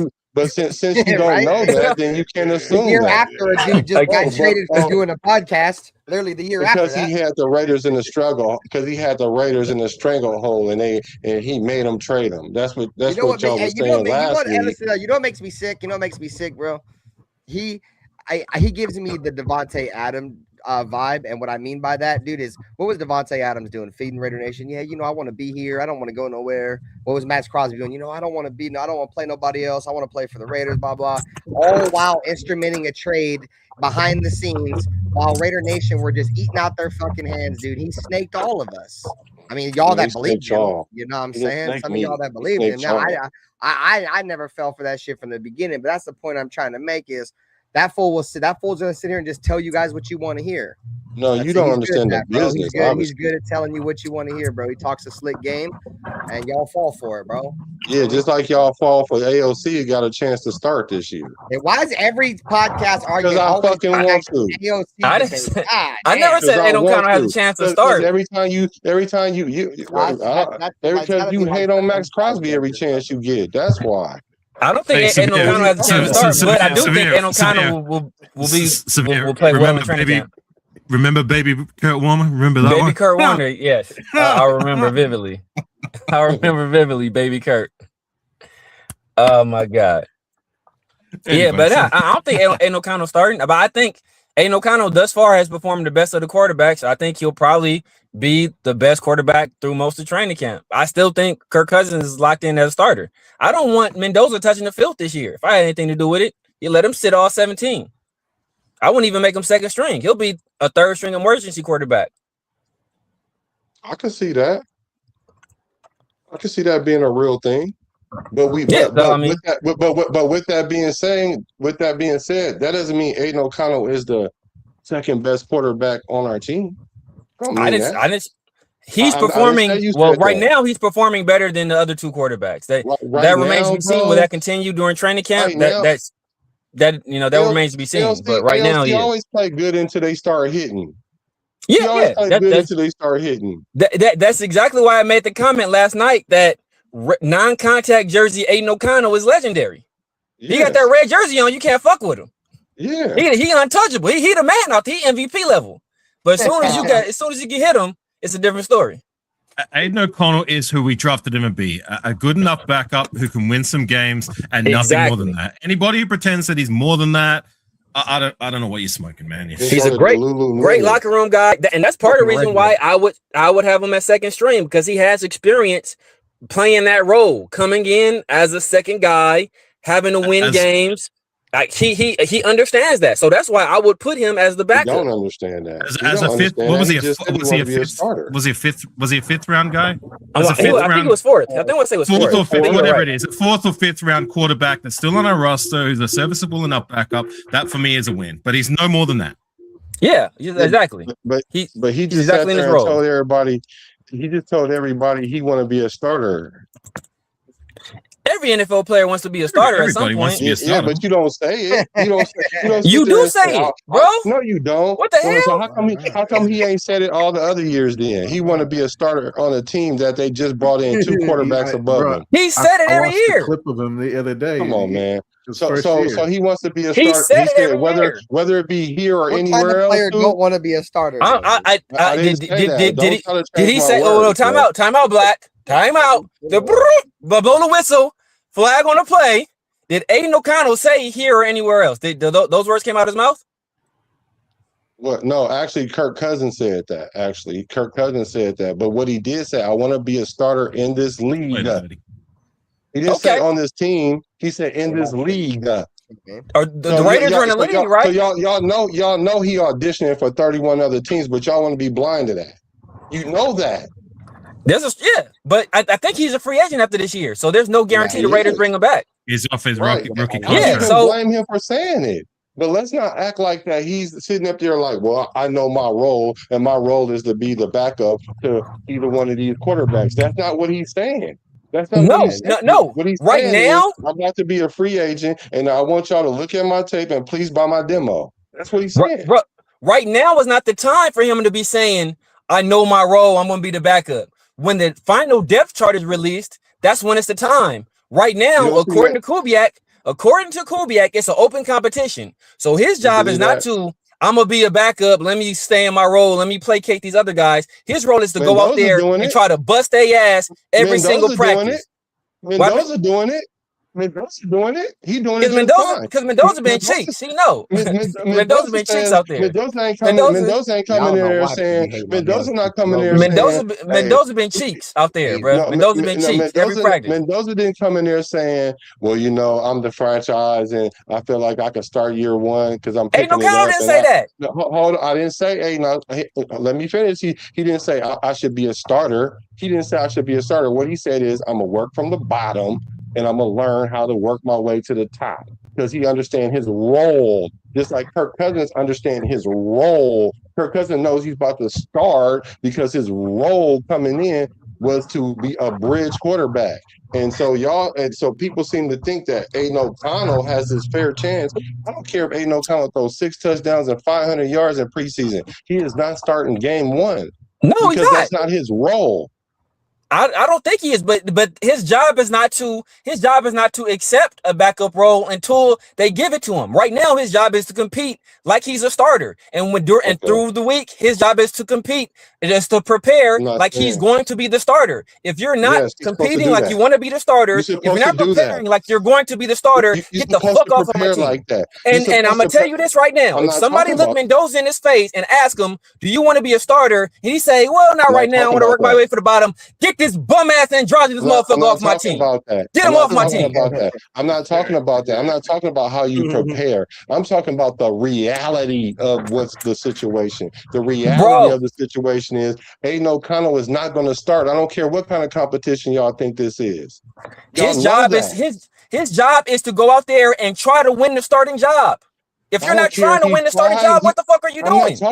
I'm not talking about trying. Stop saying that. I understand. Even when you're the backup, you're supposed to prepare like you're going to start. I understand that. I get that. What the hell are you talking about? What I'm saying. Well, listen. The reality is, I don't care how he prepares. He is not the number 1 quarterback, and he's not the number 2 quarterback. The reality is he's a backup. That's the reality. But his job is not to act like he's a backup. I didn't say that's his job to act like a backup, but what I'm saying is his role is to be a backup, and we all understand that. We've already been established. That's been established. That's a hint. That's been Of course, but that's my bro. That we keep going back to this. Of course, his job is not to say I'm a backup. That's not his job. His job is not to say nothing. If somebody asks a player if they want to be a starter, their job is to be like yes, and they're supposed to go out there and work like they want to be a starter. That's not the job. That's not all he said. That's not all he said. As in, like, I prepare to be the starter every week because anything. That's not what he was saying, man. He was essentially saying, like, look, check this out. I want to be a starter in this league, and I want to be a starter. And we know he's not going to start here. So where else is he talking? We don't know, but he doesn't even know if he's going to be here after this year. So of course, his job is to do the best he can while he's the Raider right now, and then he has no control over whether the Raiders bring him back or not. So if he wants to be a starter, he has to play and prepare like he's a starter, and hopefully another team gives him a chance. The only way and how that he's going to be on this roster next season is if by somehow he's playing and if by somehow he's winning. Because there's no other way, no why that we're going to keep him after his rookie contract. He's probably going to want to go somewhere else where he's going to get a better opportunity, and that's just how I feel. Yo, Jeff, I see, man. Jeff, you felt the same way when I was on there with you and Jason, bro. Y'all was just chilling. But yeah, Black, we're saying the same thing, bro. You're just saying it in a different way. I understand Aiden O'Connell is not going to be a starter. I understand he's not. I don't want him to be the starter on this team. I understand Kirk Cousins is going to be the starter, and the future is Fernando Mendoza. But Aiden O'Connell's job is not to be resigned to a backup role. He's supposed to stay working like he wants to be a starter. That's how you continue to push yourself and get better and push the guys in front of you. If you resting on your laurels, then they can slack. And then if you're slacking, then you're not pushing them. You got to push the guys in front of you. And the only way to push the guys in front of you is to be attacking for their job. Okay. And that's why we've been so fucked up as a franchise, because we didn't have no dogs behind Derek Carr. We had a bunch of pussies because we didn't want to make him feel uncomfortable. And the second we get a dog behind him in Mariota, guess what? Then we go to fucking that's playoffs, right? And those are the dog. I mean, Mariota's a dog. He was a number 2 overall pick. Number 2 overall pick. I mean, he was a legitimate threat. That's why. Remember when Derek Carr hurt his groin, and Mariota got one snap, and he didn't even let Mariota finish the game. He ran his ass back out there because he didn't want to even take a chance that Mariota could fuck around and play good, and then it'd be a controversy. That's hella funny. Because he's the starter. That's what starters are supposed to do. Conversation about Derek, bro. How it's funny. Like Derek Carr's best years is when he had an actual starting caliber quarterback behind him, bro. But because they didn't want to make Derek Carr uncomfortable, they kept a bunch of bums behind him. You know what I'm saying? How many and remember, hold on, because I haven't talked in a second, bro. Remember they were Maxx Crosby even said they were telling the defense to not intercept Derek Carr in practice, bro. You know what I'm saying? Like, come on, man. They do everybody like that. They do every quarterback like that. So stop. I've never heard that before, bro. Whatever, man. I just heard Maxx Crosby today talking about how he do all the quarterbacks like that. How he did Geno Smith like that. Yeah. I wish they wouldn't have did Geno like that. I wish they wouldn't go out and be like, "Oh, don't pick off our quarterback because we don't want to hurt his feelings the way." Yeah. Oh my God, bro. How many training camps have you been in, bro? No, Max's issue is that remember they be yelling at Maxx because he hits the quarterback too much. Bro, remember Maxx was telling a story about Matthew Butler when Matthew Butler was a rookie, and he was saying how like Matthew Butler did the same thing. And like the coaches was like down his store, like, what are you doing? Well, you don't touch the quarterback, got red jersey. And Maxx was like, yeah, man, good shit, bro. Good shit. That's what we do. Like, fuck, you know, that's how Maxx does it. Maxx goes overboard. Do you know why he does that? Do you know why he does it? Because he explained why he does it. Yeah, his motor's on 10 at all times. No, so this is the reason why he said he does that. He does that because if the O-line doesn't protect the quarterback, he knows what kind of O-lineman that he had. He also knows the temperature and the pulse of the team based on how they respond to that. So just like even he'll do it in the game to like an opposing player. If you hit the quarterback, right, and none of the O-linemen pick up for him, then you know you have their team. It's a psychological game. But see, y'all look at it as some game that he's playing just because he's a diva and he wants to That's he not want what to make the nobody said quarterback that. look good. Maybe No. you didn't say that. Maybe you didn't say that. But there's people that say that. So But I'm just saying yeah. he's not the reason why is not because he just want to try to show up the quarterback. He's doing that for a reason, and that's what top tier players do, things like that. That's how you get the best out of your players, not making excuses and crying every time something don't look right because the optics ain't there. Like, that's crazy to me. It's crazy. Yeah. So guys should be going out there going 100% like they want to start, right? Like ain't no counter, right? That's what you're telling me? Yeah. No, I'm saying Aiden O'Connell should prepare like a starter. Yes. I don't care if you're the third string, the fourth string, the 12th string. You're supposed to prepare like the starter. But I know one thing, that 12th string quarterback ain't about to tell his family to come to the game because they know he ain't about to play. Because that's the reality of it. I don't care how he prepared all week long. His family ain't at the game. We family, you on the team, I want tickets, nigga. I don't care if you play. Exactly, bro. I'm getting. I don't give a damn if I'm the long snapper, bro. You think Aiden O'Connell parents come to every game? Not every game, no. Sorry, Black. They was because they don't want to see this nigga get airlifted. Ain't no O'Connell parents still work a job, from what I remember. They came to the game and he got airlifted off the goddamn field, bro. For hang now. Yeah, and O'Connell parents still have jobs from what I remember him saying. Like they still work like regular job. Did someone just cut your lights, Black? He would go. What did you say? Sorry, did someone just cut your lights? I saw your lights are kind of flickering and now you're off camera. Yeah, the police came in. Sorry, man. No, my camera, I got to reset the camera. But I bet you if Aiden O'Connell was the starter for the Raiders week 1, his parents will be there. For week 1, yeah, for sure. They would be there damn near all the home games. They're not going to be there every home game, bro. Everybody got PTO. Kirk Cousins' parents ain't showing up every home game, bro. Come on. He's only been in the league for 15 years. I bet you they was there the first years. I doubt it because RG3 was starting. Kirk Cousins' parents was like, hey. No, the first years he was starting, I bet you his family was there. Come on, man. Let's keep it. Possibly, I don't know. He's from Michigan, so I don't know I don't know how far of a trek that is to go to Washington. And now his parents live in Florida now, so I don't know how long they've been living in Florida, but they live in Florida now, so I don't know how consistent that was. But this is what we're going off on a tangent. I don't give a fuck if ain't no O'Connell parents is at church. If they going to mass, if they going to Jehovah, they going to the Kingdom Hall. I don't give a damn. All right, he ain't starting. The point is this: that he knows he's not starting. So I don't care how he prepares week in and week out, which he should supposed to prepare like a starter. But the reality is, he knows the reality is that he's not the starter. No, he's not gonna start, bro. Like, how do you don't know. How do you know Kirk Cousins ain't going because Clint Kubiak said it. That's why. Clint Kubiak said it. That's why. Of Raiders' future, like I don't know. Clint Kubiak said it. That's why. Black one ain't no O'Connell parents that have season tickets and never show up to the game just in case ain't no O'Connell start. Yeah, they should. They should. They're going to have season tickets and not show up at all. You don't know how to. Clint Kubiak said it. That's why. That's how I know. He didn't. It's because y'all don't listen to what he's saying. What did he say? Plans changed. I don't think he said Kirk Cousins is the starter. I don't think he named anybody. Right, whatever. He said Aiden O'Connell was the starter. That's what he said. Can I ask just one thing in regards to Aiden O'Connell? Because I think that we all agree here.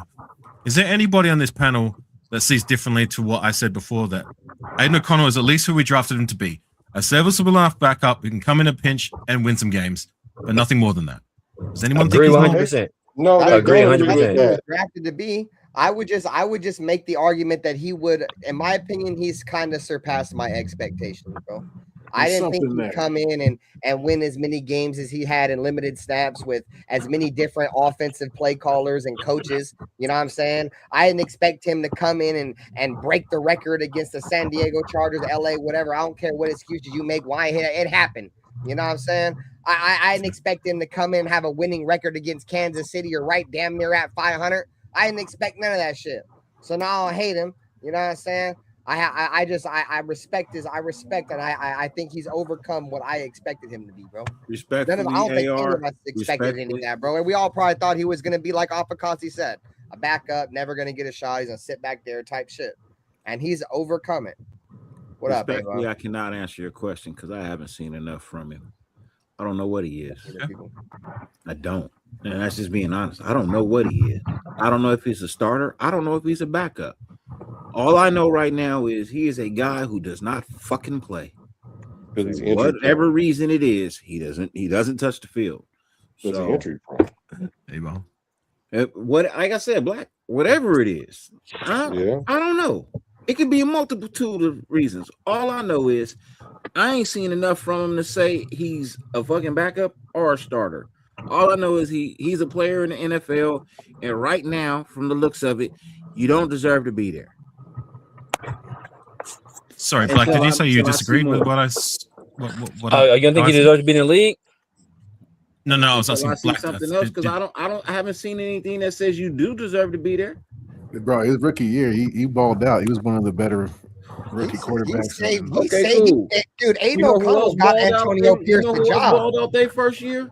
Aiden O'Connell got Antonio Pierce the job. Like, I don't. Colin Kaepernick balled out his first year on the field too. What we saying? Yeah, I think Aiden O'Connell belongs in the league, but he's not a starter in the league. I think he's like AR said. I think he's a backup.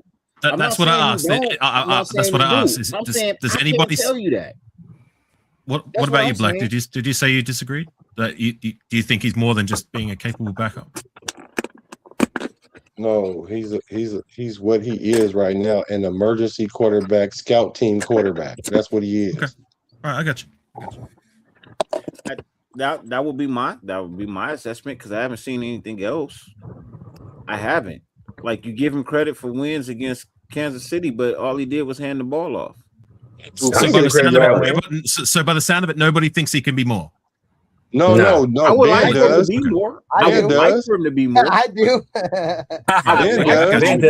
think given the opportunity in the right situation, like Severe said, bro, when he's the red jersey quarterback, he's fucking MVP. I feel like if you can protect that kid, I think he's got the intangibles and the football IQ and the brain to win games. I do. I don't think he's I think what really hurts him, dude, is he's unathletic, but he's unathletic on a whole nother level of unathleticism, dude. Like there's immobile quarterbacks, and then there's Aiden O'Connell. Like he's on step, like he can't move. I've made the comparison. He's like Bambi on ice. He's like a baby giraffe when they're being born, bro. Like their legs are all fucked up when they try to run. You know what I'm saying? Yeah. Can't do it.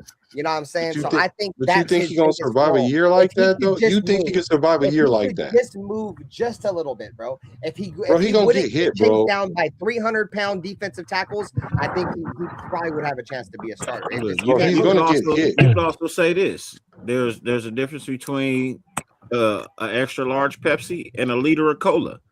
Like there's. What said AOC. Come on, Shasta. you ever drinking RC Cola dirty? I want a liter cola. All right. Hey, so if your quarterback throw for 60 yards and y'all beat the Chiefs with 5 field goals, you gonna say the quarterback is him? You gonna sign him because of that? Oh, he beat him again and threw for 120 yards. But y'all seem to think he didn't throw no interception, no touchdowns in them games, but just 189 yards in 2 games, and y'all want to sit there and say he beat the Chiefs? Mic drop. Like, no, come on, let's be real. Nah, there are people that say that, but no, the defense and the running game beat the Chiefs. We have 2 defensive scorers. You know, like Aiden O'Connell, he didn't. If I recall, he didn't turn the ball over. He was basically just a caretaker in that game. Well, I could have handed the ball off like that and threw for 60 yards. Like, come on, man. Look, I fully agree with what was just on the screen. You know what I mean? AOC's best shot at being a starting quarterback was when we had Gardner Minshew, and we were forced to start Gardner Minshew. And then Antonio Pierce. That was his opportunity to prove what he was all about. Antonio Pierce thought it was a good idea to give Gardner Minshew the starting quarterback job. And thank you, Gardner Minshew, so much for helping, Brock Bowers break the record and be the player he was rookie season. But all that to the side, You chose to go with Gardner Minshew over a guy that literally got you the job. Like Aiden O'Connell got him that job. You know He what I'm didn't saying? choose that. He said it multiple times. That wasn't his choice. That's all hearsay, bro. I mean, it's not hearsay when the man says, I was forced to do this. Hey, that's not hearsay. Hey, did Aiden O'Connell play that year still, though? He did. He play that year? And what was his record? Aiden O'Connell got the start versus the Rams, and he got hurt that same game. I think he hurt his hand on the helmet. And what was his record that year since he didn't carted have off for a chance? hangnail? He went 2-5. For a hangnail. He went 2-5. We were playing that.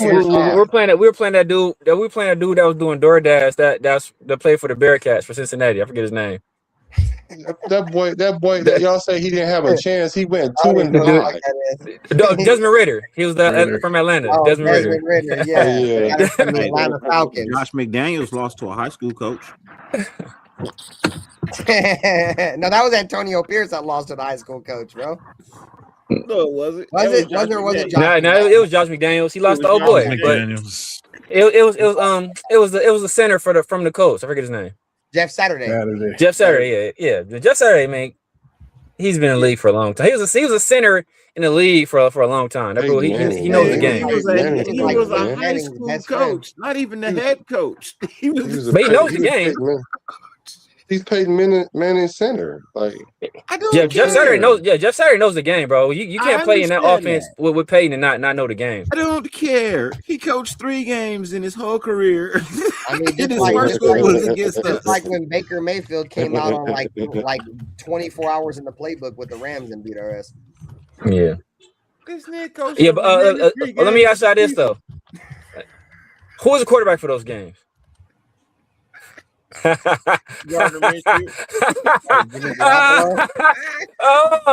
we quiet. Oh no. Okay, yeah. So what's the point? You said Gardner Minshew? Didn't your boy go 2-5 that year?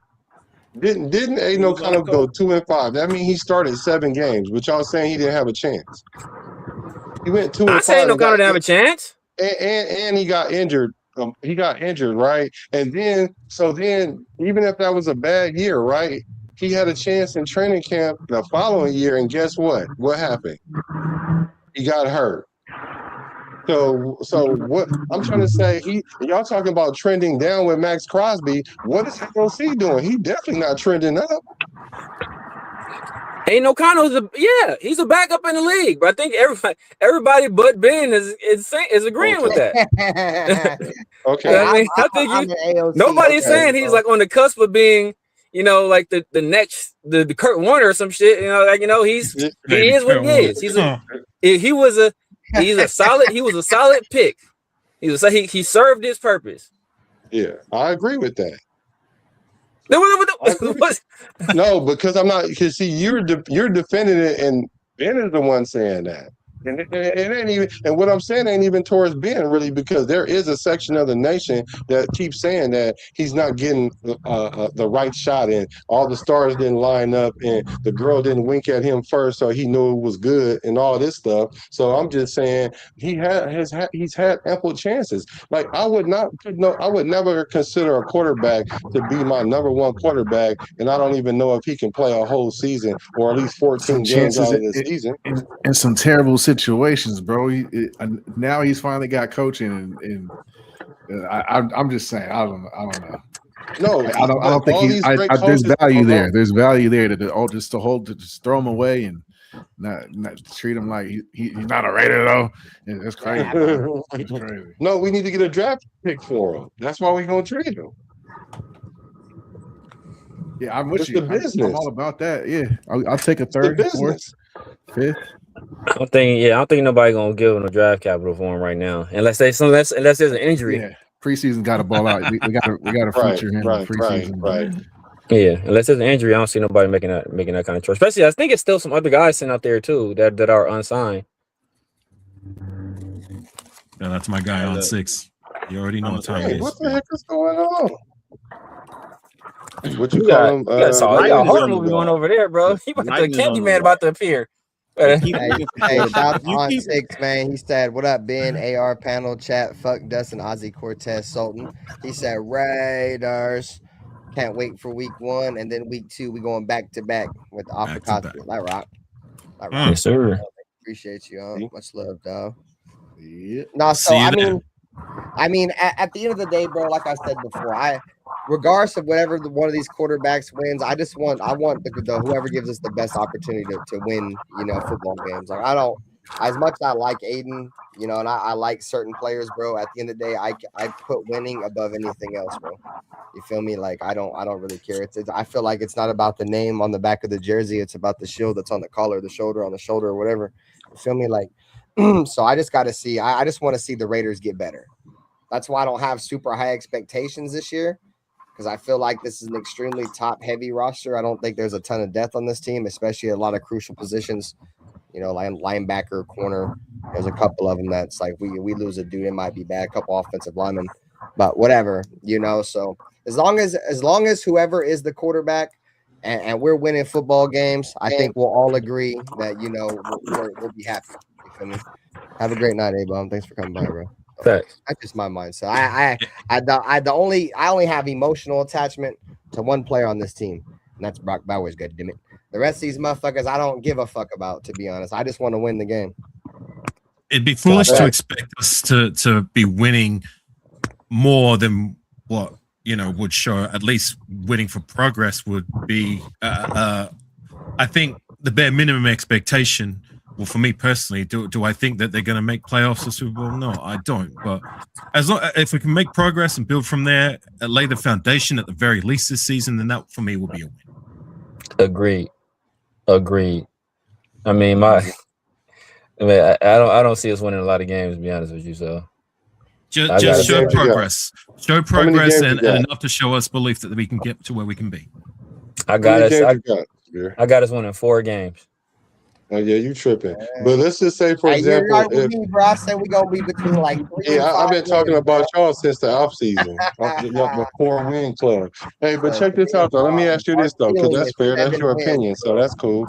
Let me ask you this: so if Kirk Cousins comes in and win 8 games, do we play him next year too? Hell no.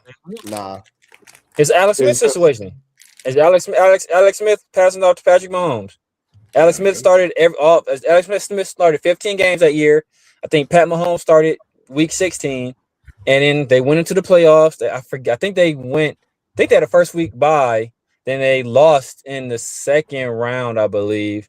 And then Alex Smith was gone, and it was Patrick Mahomes' time. It's going to be the same situation here. Like, we ain't winning that many games though. If Cousins, if we do win 8 games and Cousins is doing his thing, and the reason why we fell off and didn't win more than say 8 games is because the defense wasn't doing their thing, then as much as I'm a Mendoza guy, then yeah, you got to go with the winning hand, right? You think? Because we ain't gonna win no more than 6 games with Mendoza his first year. That's the reality of it. Yeah, I honestly don't see that happening. I think no matter. Unless Kirk Cousins go out there and does something incredible, I don't see the Raiders bringing him back, especially the way that contract is structured. They got that out. Yeah, they got that out. So if they don't get him off the roster, I think by the first week of the new league year, then March. Yep. Then that money kicks in. They're not about to do that. So no, but the only way he's keeping his money is if we're winning. No, they'll decline the team option, and then they'll restructure the contract. And if he don't take the restructured contract, then we release him. Yeah, but I don't even think I don't even think that's the situation. I just think we just let him go. I think we just cut him. I just think we just cut him. The situation. I think we got a team option on his contract. It's structured like that, so we can restructure it if we were to bring him back a second year. That's how Spytek put it. Yeah, but why would he accept that though? He signed a 5-year deal. He signed a 5-year deal, right? Those are just the numbers. Exactly. That's just how you get players on the roster. Exactly. Under the cap and everything. And so but they have a team option for next year. So they come in and he's due like 30 million or whatever, 20 million, whatever the number is. The team is going to decline the option and then they restructure the contract, or they can give him an extension whatever, but they're gonna massage the numbers. So the contract is not really the issue because if the team declines the option, he's off the roster automatically. Right. And then they can renegotiate the contract, and they'd have to sign him to a new. They'd have to sign him to a new contract. No, they don't. If they decline the option, yeah, he's off the roster. Right, and then they go back into negotiations and they restructure with a new contract. Once you decline the option, he's gone. You're ending the. No, it's not, bro. You can decline the team option. You still can negotiate a contract, and then they'll give them another 5-year, $180 million contract, which we know ain't really the contract. That's just the contract on the paper.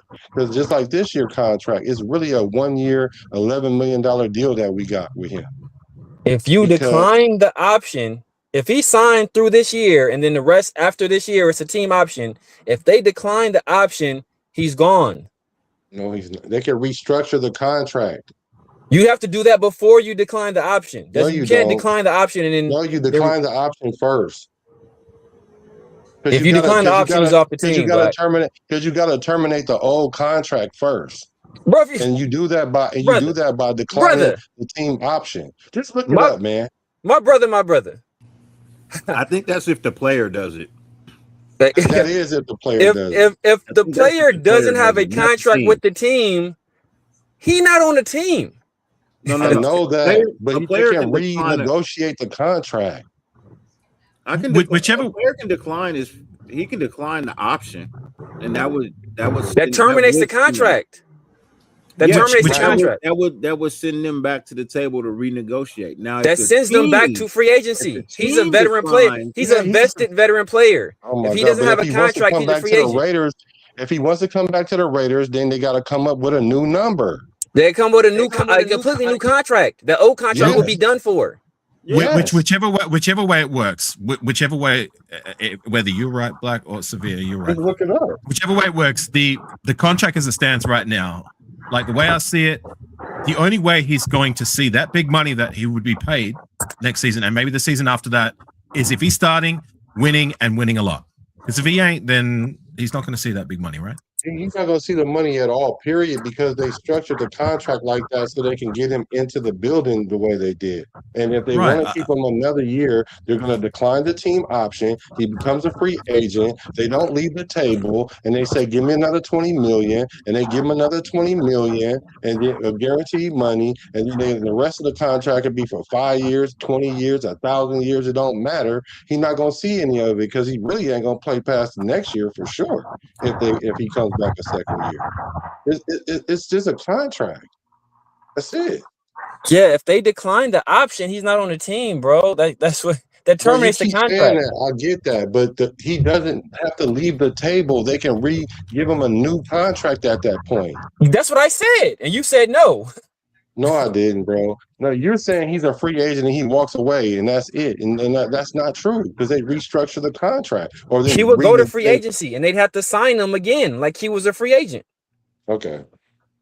All right, gang. On that note, I got to get going. So I appreciate you guys. Thanks for having me on, Ben. Man. Take it easy, brother. Yeah, and Black, always a pleasure. All right, everyone in the chat. Peace. Catch you on the next one. They are.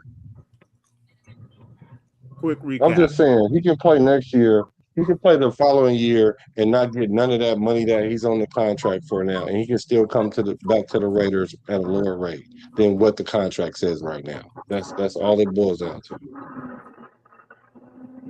That's it. Well, I don't think he's coming back. I doubt he's coming back either. Unless he wins 9 games. He wins 9 games and he takes his team to the playoffs. He comes back. That's the only way. And that would also have to mean that Fernando Mendoza never saw the field. Right? I think that's the only way.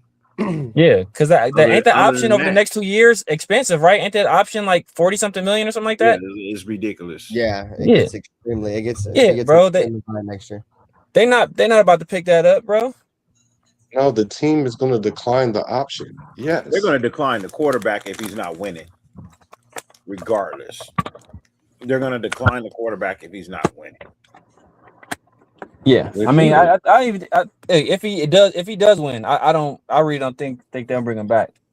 I mean, you only get so much You only get so many years of a rookie on a rookie contract like that. And so unless you have a guy unless you got like a Brett Favre or Aaron Rodgers or a guy like that that's still playing football at a high level, you don't keep that guy sitting down while in his formative years, while you got an opportunity to kind of build a winning franchise with a cheap quarterback in place. Like that's the whole benefit of drafting a rookie quarterback, because you get those early years before those 4 years rather, before they usually sign them to an extension after their 4th year. An extension usually doesn't even kick in until after their 5th year because they usually backload it. But you get those early years to kind of say, okay, we're going to build a roster around this young talent and be able to overpay these other guys because we're not paying the quarterback $50-60 million a year.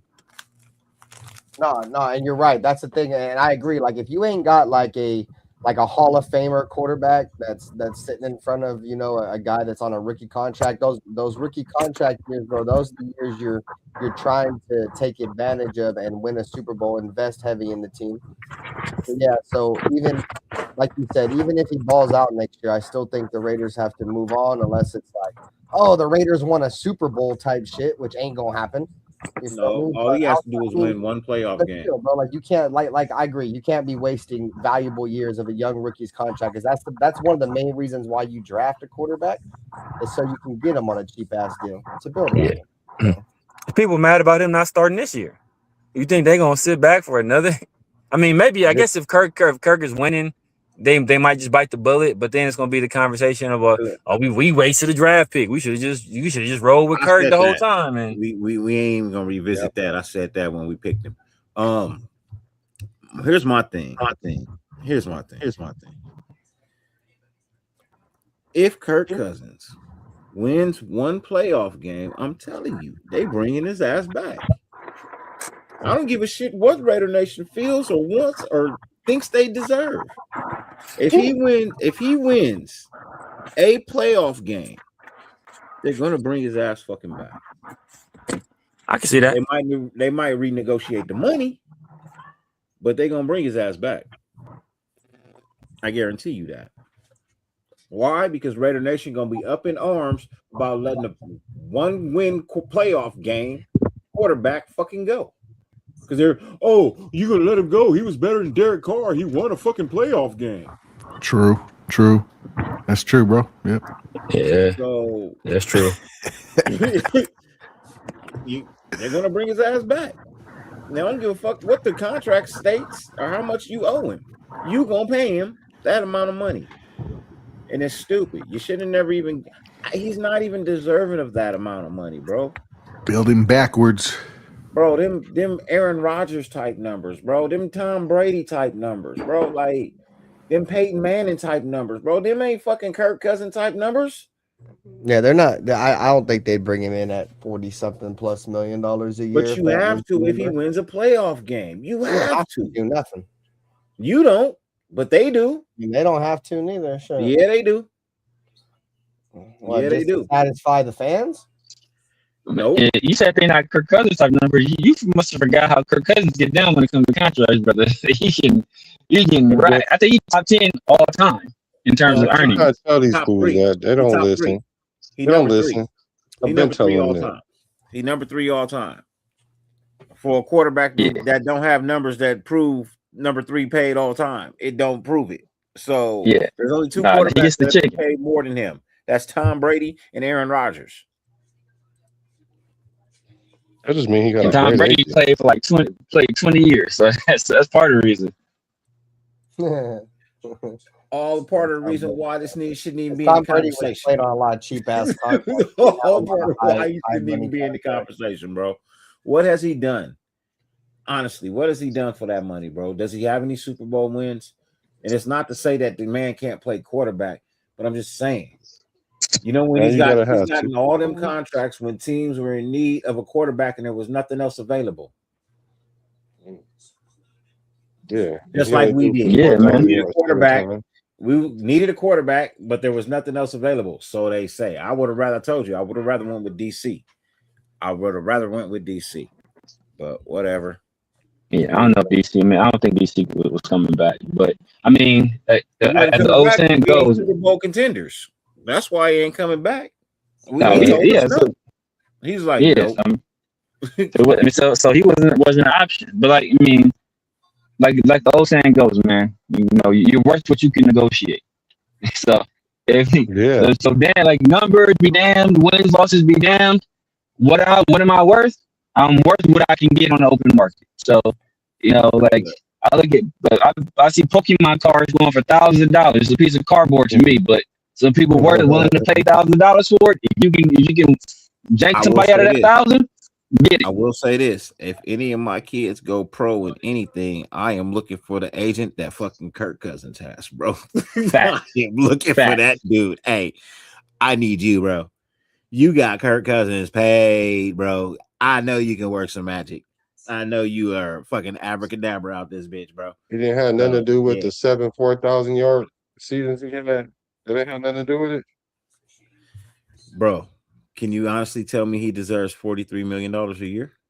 Bro, I'm just saying. I'm just asking. You don't think that has something to do with it? I don't think it has anything to do with it when you 3 years removed from it. Oh my god! I think the well's dry. 2 years. 2 years, hurt 3 2 years, in a whatever. row. He ain't did it in 3 years. 1 year in a row. This year 3. He ain't did it in 3 years. Wait, you mean 2 years? Because they ain't even played this year yet. He ain't did it yet either. And this year 3. This is year 3, and he ain't did shit yet. I'm just saying the season just started. We're gonna count this year give him a chance. I'm gonna give him a chance, Black. You know, I give everybody 7 weeks. I give everybody 7 weeks. I know what type of player you are. I know what type of coach you are in the first 7 fucking weeks. I know what you are. I can see it. It ain't gonna change. It ain't gonna change in week 8. It ain't gonna change in week 9. It ain't gonna change. You are who you are. I can see that in 7 weeks. I can see you a player that don't put in no work. I can see that you a player that do put in work. I can see all that shit. I can see if you're a coach with no control. I can see you a coach with some control. I can see all that shit. I mean, I like Kirk Cousins, Raiders Rebel. My only issue is that he's just it's all relying on if he can stay healthy or not, and you know, barring history tends to predict the future sometimes, bro. And if that's the case, he's prone to be injured, bro.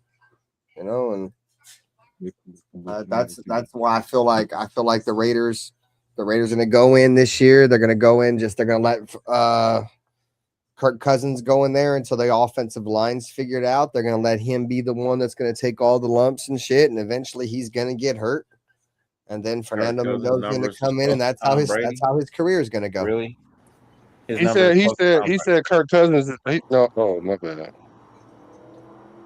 His numbers close to Aaron Rodgers. Like really? Going to happen. Okay. All right. Yeah, Kirk Cousins does have good statistics. I want to say he's like a quarterback. I just said years removed from that. Yeah, no, I'm saying like his numbers don't tell the whole story what he is. Because if you just look at strictly at his numbers, you'll think, oh man, this dude is he a dog. He one of the best to do it. But you know, some of his numbers are inflated, and then he's you know, he's never. I think he's only won one playoff game his entire career, if I recall correctly. So it's one of the situations where the numbers are a bit deceiving. But just looking at a stat sheet, he has good numbers. He's terrible in prime time. At least we ain't got no prime time games this year. Maybe he'll fry some shit. I mean, that's the first thing I said when I saw the schedule come out. I'm like, oh man, Kirk Cousins must be doing backflips right now. Yeah, well, bro. Clint Kubiak ain't never beat the Chiefs. So what does that mean? Oh, I mean, I'm just saying. That doesn't mean shit. I'm just saying. It's just, you know, when people think about Kirk Cousins, they're like, oh, he can't. He's one of the few better quarterbacks, consistent quarterbacks over the last few years that's put up great numbers, but struggles in primetime. And now he comes to a team that coincidentally has no primetime games. So that's all I'm saying, bro. How many times has Clint played the Chiefs or been the OC against the Chiefs?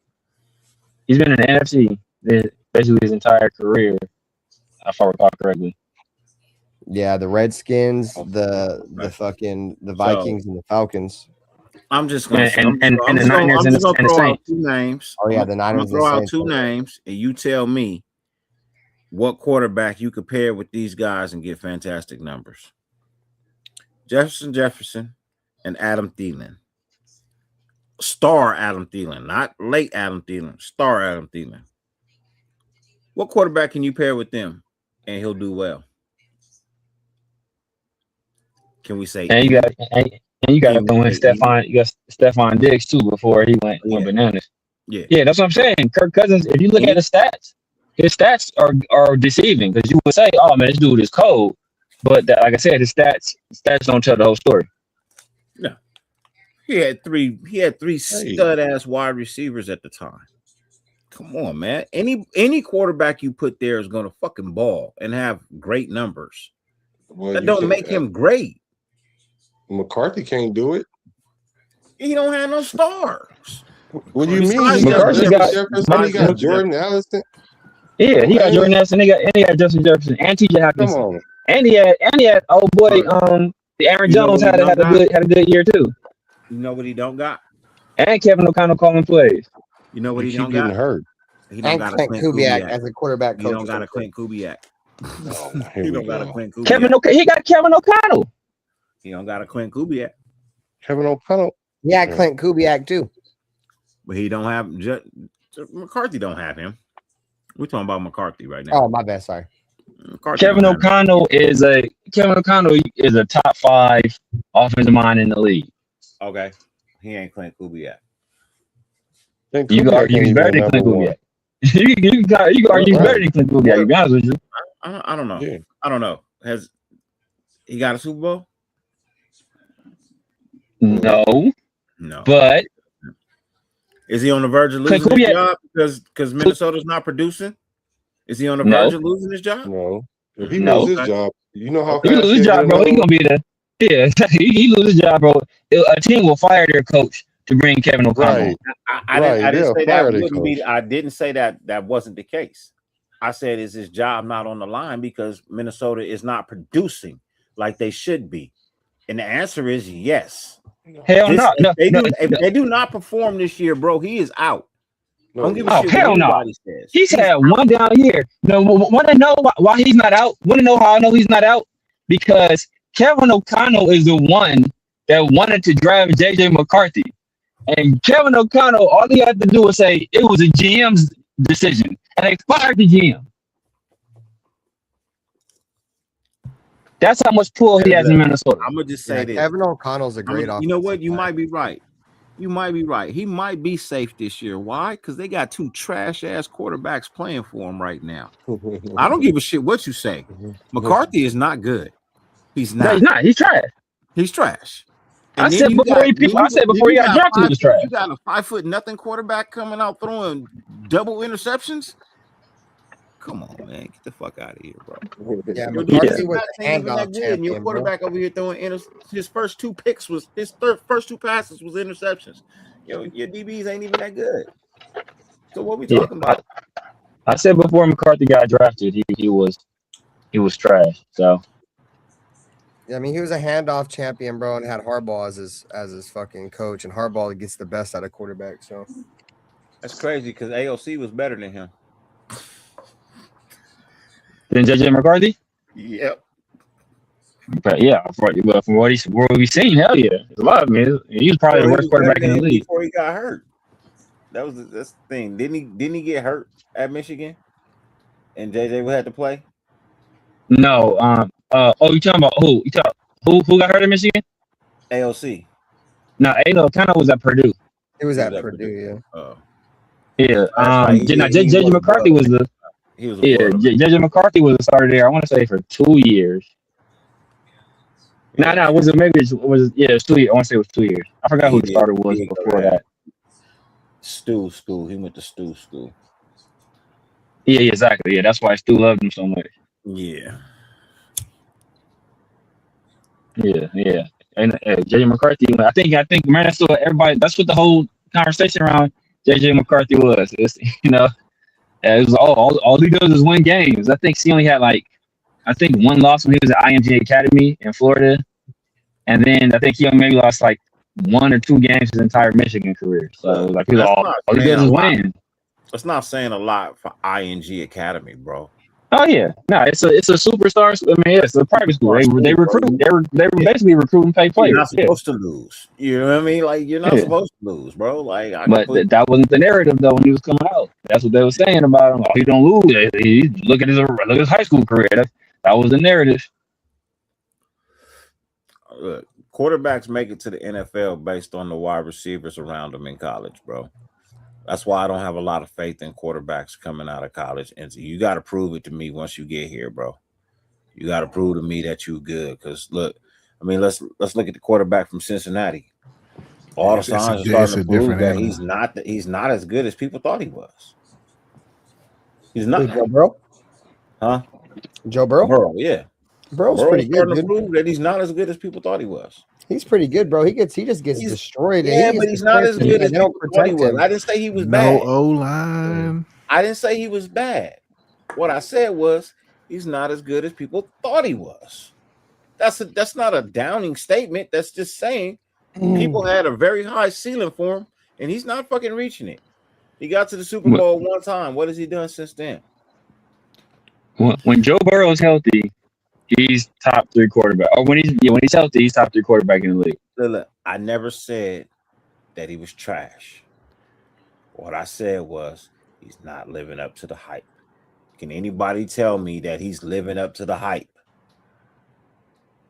No. I mean, he's been hurt. I mean, yeah, if you want to blame the injuries on him, then yeah, it's his. You can say it's his fault. But I blame everything you have control over.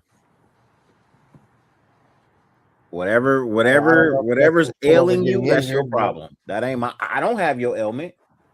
Nobody else on your team got your ailment. That's a you problem. That's a you problem. You the problem.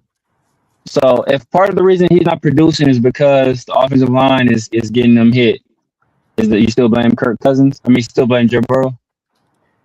You did it to Carr, so yep. People did it to DC. I'm gonna do it to everybody else in the league. Nobody is above the standard. Nobody's above the standard. Everybody tried to say, "Oh, Geno this, Geno that" last year when I kept saying the fucking O-line is trash. But Geno was getting, you know what I mean, fucking stepped on too. Although he didn't help his case. Well, let's just be honest. The motherfucker didn't help his case. Hey, look, you're preaching to the choir. You are preaching to the choir because there's another player that people want to blame their struggles on O-line. And like I said, I have a different opinion, a very unpopular opinion. So I'm just saying, man. Hit it. You know, if it's good for the goose, it's good for the game. Man, everybody already knows. Everybody already knows. I don't think we should have drafted Ashton Genty in the first round. I mean, I'm opposed to drafting any run unless you got like Adrian Peterson. Or even Barry Sanders. Like Barry Sanders was crazy in college, but like unless you got just like a freak of nature, I'm not drafting a running back in the first round. That's just me. And I felt like it was a wasted pick because you didn't even have an offensive line in front of him to even be ready to block for him. It's a wasted pick, brother. You are my guy, my dog, Dirty man. Thank you. Exactly what I was telling people. And same thing with the quarterback. You don't have a team ready for this quarterback, bro. It's a wasted fucking pick.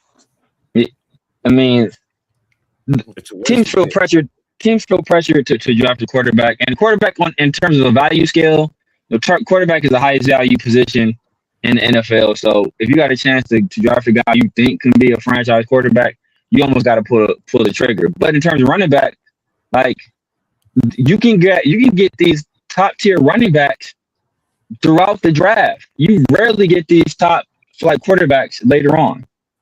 Like there's a lot of running backs that are producing at a very high level that are second round players and beyond. There's obviously there are guys that were first rounders. You think of Saquon, Bijan, Jameer, but that Kyron Williams, he's a later round pick, right? Javonte Williams, a later round pick. Like, a lot of these guys were Derrick Henry was a second rounder. Like a lot of these guys are second, third, fourth round picks. And what the teams did was they invested elsewhere. Like one pick before Derrick Henry. We took Jihad Ward, I believe, like one pick before Derrick Henry. We had a need for running back too. I don't remember if it was one pick before, but yeah, we picked before him. We did take him in the second round before the Titans took him in that draft. I want to say, is that the same draft? Is that the draft we took O'Boy in? That's the draft we took the safety in? Which one, Carl Joseph? From West Virginia? Yeah, Carl Joseph. Is that draft? Yep. Yeah, I think so. I believe so, because it was the same draft with Jahad Ward. That's the draft? Okay, because I can't remember if it was that draft or that was the who was the Obi Melifonwu draft? I was pissed about that draft too. Oh, the Connecticut was a second round pick. I forget what draft. Yeah, Obi Melifonwu was the second round too, but I can't remember who we picked in the first round that year. Yeah, I forget. Was that McClain? No, that couldn't have been McClain. That was way too. Nah, that wasn't Rolando. Way before. First. That Who was that? I remember we took fuck. I was mad as fuck at this pick too. Was it? Nah, that's not. Fuck. We took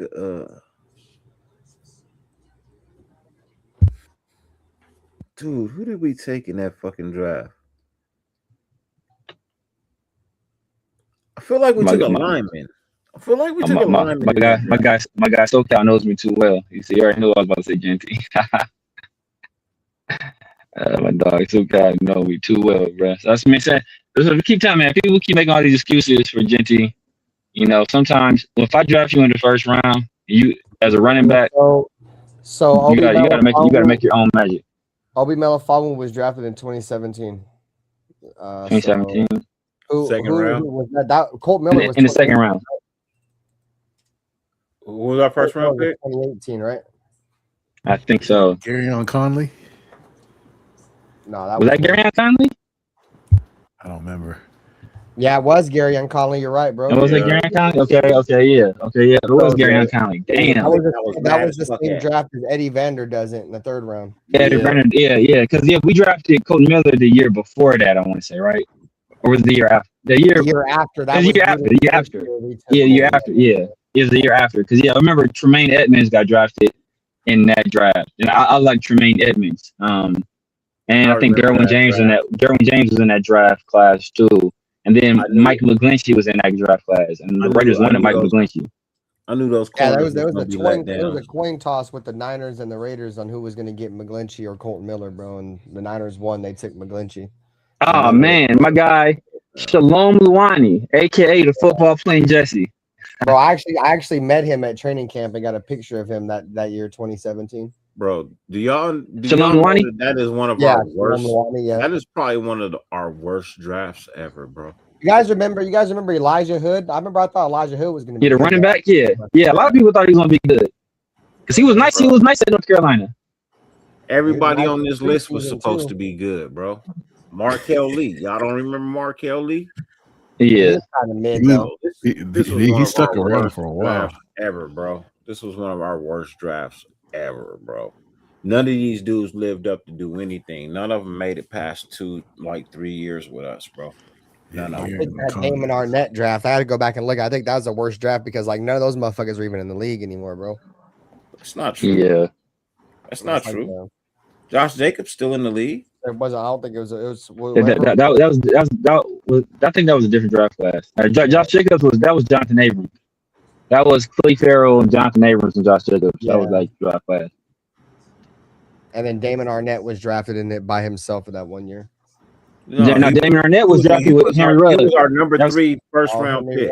Yeah. That was our first draft class, I think. The 2020 draft class. Yeah. No, Damon Arnett was picked in the first round.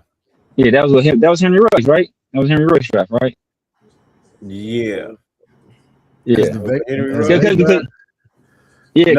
Ruggs' draft was the one with old boy out of Ohio. Because we kept saying, bro, that was our jailbait fucking draft. Here it is, right here, bro. In jail. Here it is. Damon Arnett. That draft had Henry Ruggs and Damon Arnett in the first. In the third round, they had Brian Edwards and Lynn Bowden.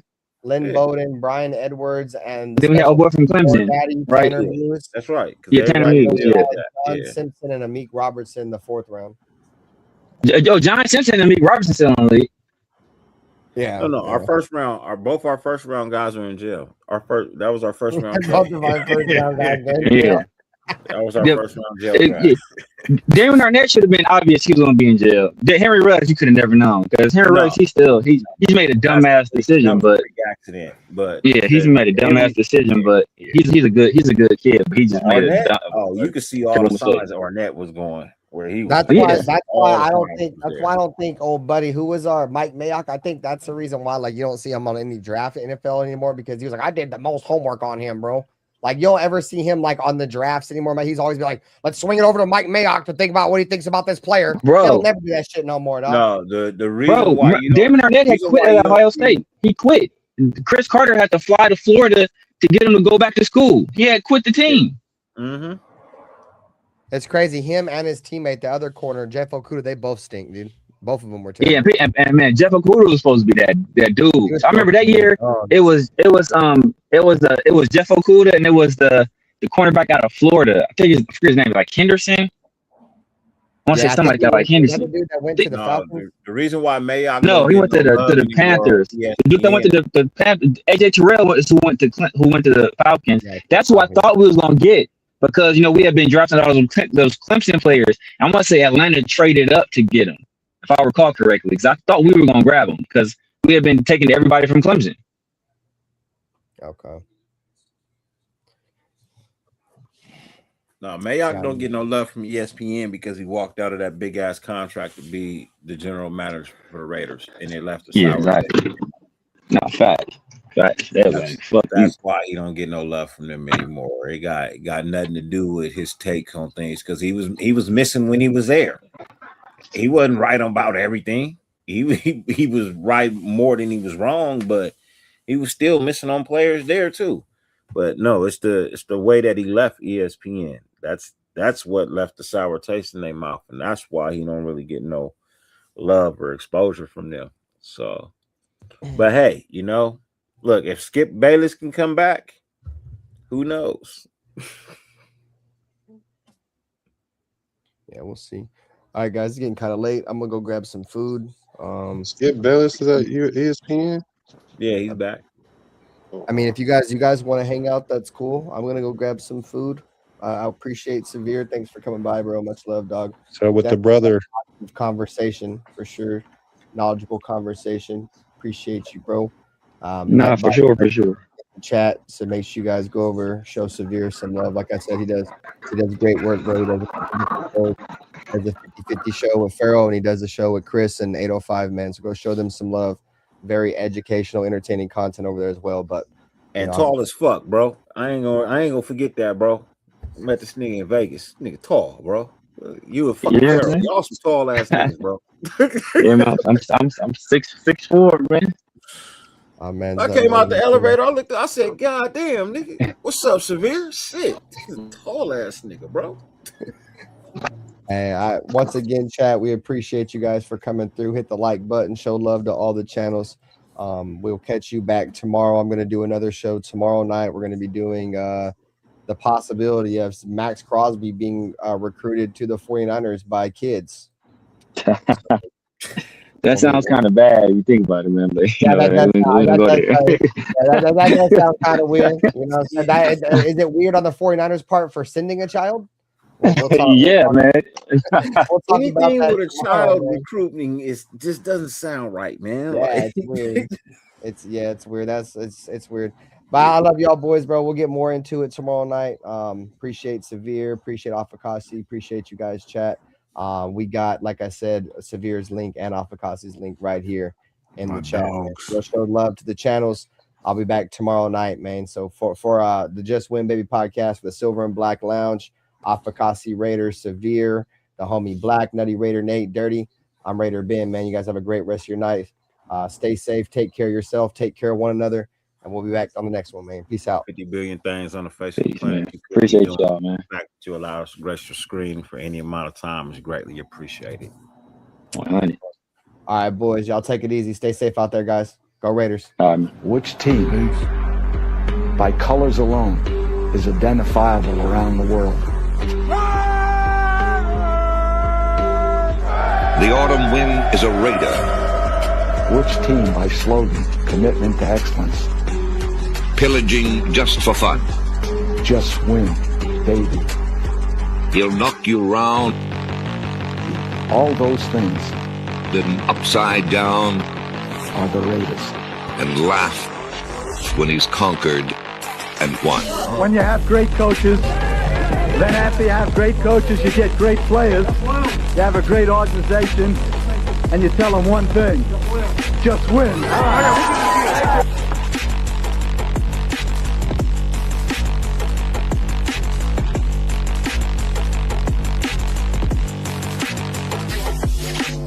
He's blowing up. Raiders.